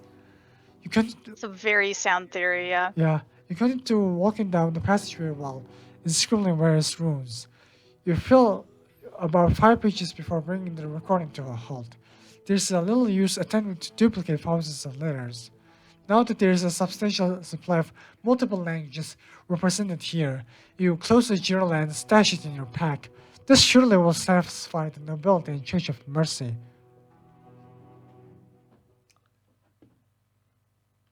The Church of Mercy. Your first sermon was meant to be a trial by fire, while Father Edmund truly wished to protect you. Your fellow priests, appalled by the thought of your serving the church, they surely hoped you would be killed during the service. Yet despite all odds, you survived and have gone to survive so much more.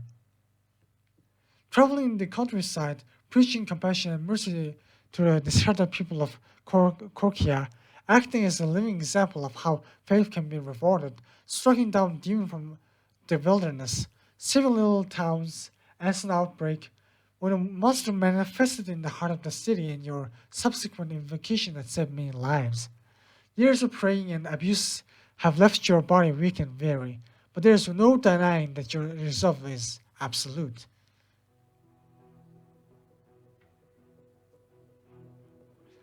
It's before a grimace that your gaze settles on the grotesque demon above. I know that I'm not a monster. Let's keep going, Ray. Your dog has to come to a complete stop, growling intensely at the ruins behind you. First standing on end, dread sinks into the pit of your stomach. Ray? Ray barks in distress. What's it, boy? A few pebbles trickle down from a nearby ledge. The ceiling and walls echo for slowing footsteps. You know what's coming, but look around desperately anyway, trying to find a way out from the inevitable. Something has been trapped. You've seen enough tunnels collapse to know what's coming. Oh god, no. If you shout, you dive as far as from the source of the incoming avalanche as you can see. Ray, move! Oh god. You let rapidly face from the ceiling overhead as it crumbles in itself, filling with rock and slate. You and Ray slide through the repulsive waterway as you dive. It feels like something tears inside of you, landing just far away enough from the ceiling's collapse to not be buried. Oh god. The floor shakes as the waterway at your back continues to fall to pieces. The entire tunnel is coming down. Rick tugs on your robes with his teeth, wanting us to struggle to get up. The damn wound is slowing you down, but you manage to get to your feet. For it's a terrible idea to do so, you break into a sprint. There's no use looking anywhere but straight ahead, to not trip any of the debris on foot. The tunnel brutally quakers. Your broad strides take you deeper into the waterway than you've ever been. The now familiar golden light is completely extinguished. The traveling ceases. You slow to a stop, pray nothing has happened to your dog, and call out to a pitch black corridor between ragged ribs. Ray, you let loose a heavy sigh and lift at the borders on a snob, or on a sob. You quickly get a hold of yourself and bluntly feel around for a torch. Mercy. It's bad enough that you've drenched head to toe, but your backpack and the bottom of your robe seem to have gotten the worst of it. With great difficulty, you managed to extract the torch in the dark. It's a good thing the wood was treated. You command Ray to stay back while you struck the flame and your eyes widen the moment the light catches. Even the dim glow with rocks completely covering the escape route at your back, you can see something alarming. Very alarming. The water is rising. Oh god. The way ahead is poorly lit, but the tunnel just ahead opens up, leading deeper into the collapsed waterway. Hatred conviction keeps you a step ahead. You commence the radar absolute. Whoa! So this is the end, huh? You did it! Yes! Yay, You I got did it! one of the 8 things. Congratulations!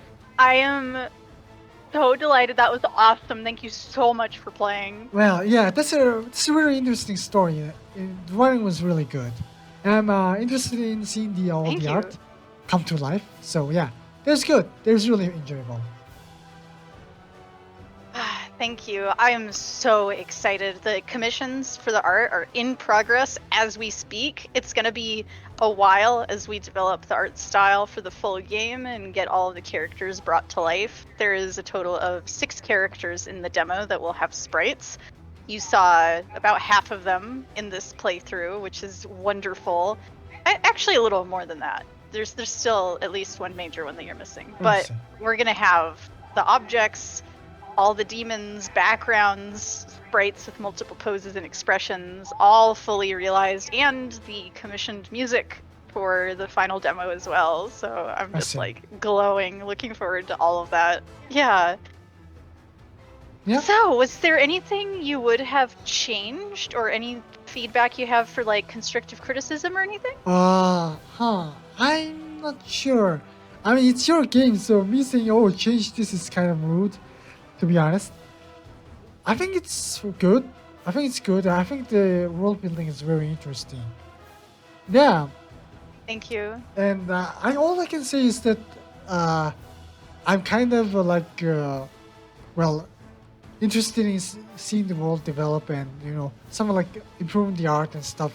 It takes a lot of time. I know that Mhm. definitely. Like Yeah. the thing yeah. with my game as well is that in version 1.1, I used to have a art from Waifu Labs describing the characters, so there was no actual sprites. But after I discovered the Vroid, I tinkered with it, and I also kind of downloaded a lot of different models and different clothes for the characters for the models. And then Right. I also fixed them and changed certain stuff in GIMP to make it more better. So yeah, those Mhm. stuff definitely takes a lot of time. So yeah, I'm kind of Yeah. unsure about uh, why you decided to like make it so that you're unable to save. Like That's really, really critical for the weight that each choice carries. With the sheer number of branching paths, it would quickly become overwhelming for the average player and feel like a burden. A lot of people feel like there's an obligation to pursue every single route when they're playing a game. And there are over 30 choice menus in this demo alone. The common route for this full game is going to have over 100 choice menus. Could you imagine if a player who usually saves during a game had 100 save files to try and get every Oh. contingency in just the common route before they hit one of 10 branching paths for Uh, all the rest of the game? yeah, I mean, I guess so, but yeah, it's not like- only that, Yeah, but at the same time, I also think yeah, that not only that, but it also. Yeah. Sorry, go ahead. But at the same time, I also think it's kind of like the player's choice, right? Like, they'll probably realize that trying to save everywhere is kind of pointless. But maybe Well, they're that's scared. the thing, I guess they though, can is save that it. it's not just about like the number of choices you have, but I want that finality. I I see. want the choices that you make to truly feel like there's a point of no return at every branch, Yeah. so that it feels like a real choice. Like if you're in real life, if you are in a strange place and you're exploring, you can't just be in 2 places at once. As much as you want to double back, I feel like there should be a consequence. If Yeah, you definitely. lose some resources, you might not. Yeah, you get what I'm saying, right? Oh, Like yeah, it totally definitely. changes the approach of the player towards the game, and that's what I want. That Yeah. is definitely a very interesting But take on it. Yeah. Yeah. I'm definitely a fan of that idea. So you feel like. Then again, I also just a question: if I died during the fight, would I go at the start or would I go to the start of the fight No. or something like that. So that's the thing, is it's very important to me with the length of the game to not unjustly and suddenly punish players for their actions. Bad endings, in a sense, can be fun, and seeing what happens. And I don't want someone to have to replay the whole damn game if they make a mistake in a fight or do a path that they think would be fun but then winds up in their death. Like, what happens is if you die or have an abrupt ending, the game then prompts you. You can continue your journey, and it gives you the opportunity to return to the previous choice menu where you died, and then you can choose the other path. So it doesn't revert all the way to the beginning of the game. It's just to that last branch that led to your death. I see. If you say there's no branches where like you make one choice and then 2 hours of gameplay later you're in an unavoidable death route. That's not how it works. It's a very important design decision to me. If there's an abrupt ending, it is one choice, the end, and then you can go back. Does Yeah. that make sense? Yeah. Yeah. Yeah. There are quote unquote bad ends for the full game where if you go down a course of action that is justifiable and still a satisfying story to tell, I will write that whole damn route. But the way that the story plays out may be darker or have a less positive ending than other routes, if that makes sense. I see. I don't want to spoil too much, of course. Of course. Right. Yeah. So there are some routes that have a much more positive influence on, say, the narrator and his goals, or on the romance interests. There's 2 love interests in the full game. You might pursue a relationship with them, and things don't go exactly as intended, or things like that. I see. You're Using the checking out past, the present, and journal. future You got so possible. much unlocked. Yeah, I see. Can be used with great difficulty. Yeah, this stuff is really cool to look at. Thank you. Yeah, you got a log that tracks like very brief narrative. You have dynamic isometric maps that change depending on what locations you chose to go to. So you got the largest amount of that waterway map completed, actually, because you saw that sheer drop in the bottom right towards the waterway when you took your first branch in the mysterious passage of the greatest secrets. But you Oh. also got that steep decline on the other side, and you have the little symbol indicating you went towards where the cobwebs were all over that body. Yeah, and there's a third version of the map that has, if you take the other Oh wait, route, you swear that this leads out of this guy Malamos's lair was as well. like there is a skull and there's a pointing. Sorry. There's a skull, picture of a Yes, skull. yes, Oh, yes, that's the so it- guy of the spider webs. That guy was there. Exactly. Yes, exactly. It actually see. tracks where you went in the game. Yeah. I see. tried to make it look as seamless as possible, though. So, like, there are no edges for these areas. It's supposed to just be completely congruent on every route. Oh, and there's that the you rust take. gate. So you actually went up here, right? Mhm. Went up here. I went. Mhm. And I'm going. Yeah, right. And you saw when you were running away from Orgoth, there was that steep slope that would have been like too hard to climb. Even like if you had flesh, it probably would have been bad news. That's that slanting slope up there. Like it's all on the map. It's all Oh, there. yeah. That's pretty cool. The map Yeah. is like super Thank developed. Yeah, yeah. It's a really interesting game, and I'm you. looking forward to it. I I'm guess. so glad you played. Yeah. Thank you so much. Feel free to check out the other links there if you want, or the itch.io page. And thank you so much for playing. That was awesome. All right.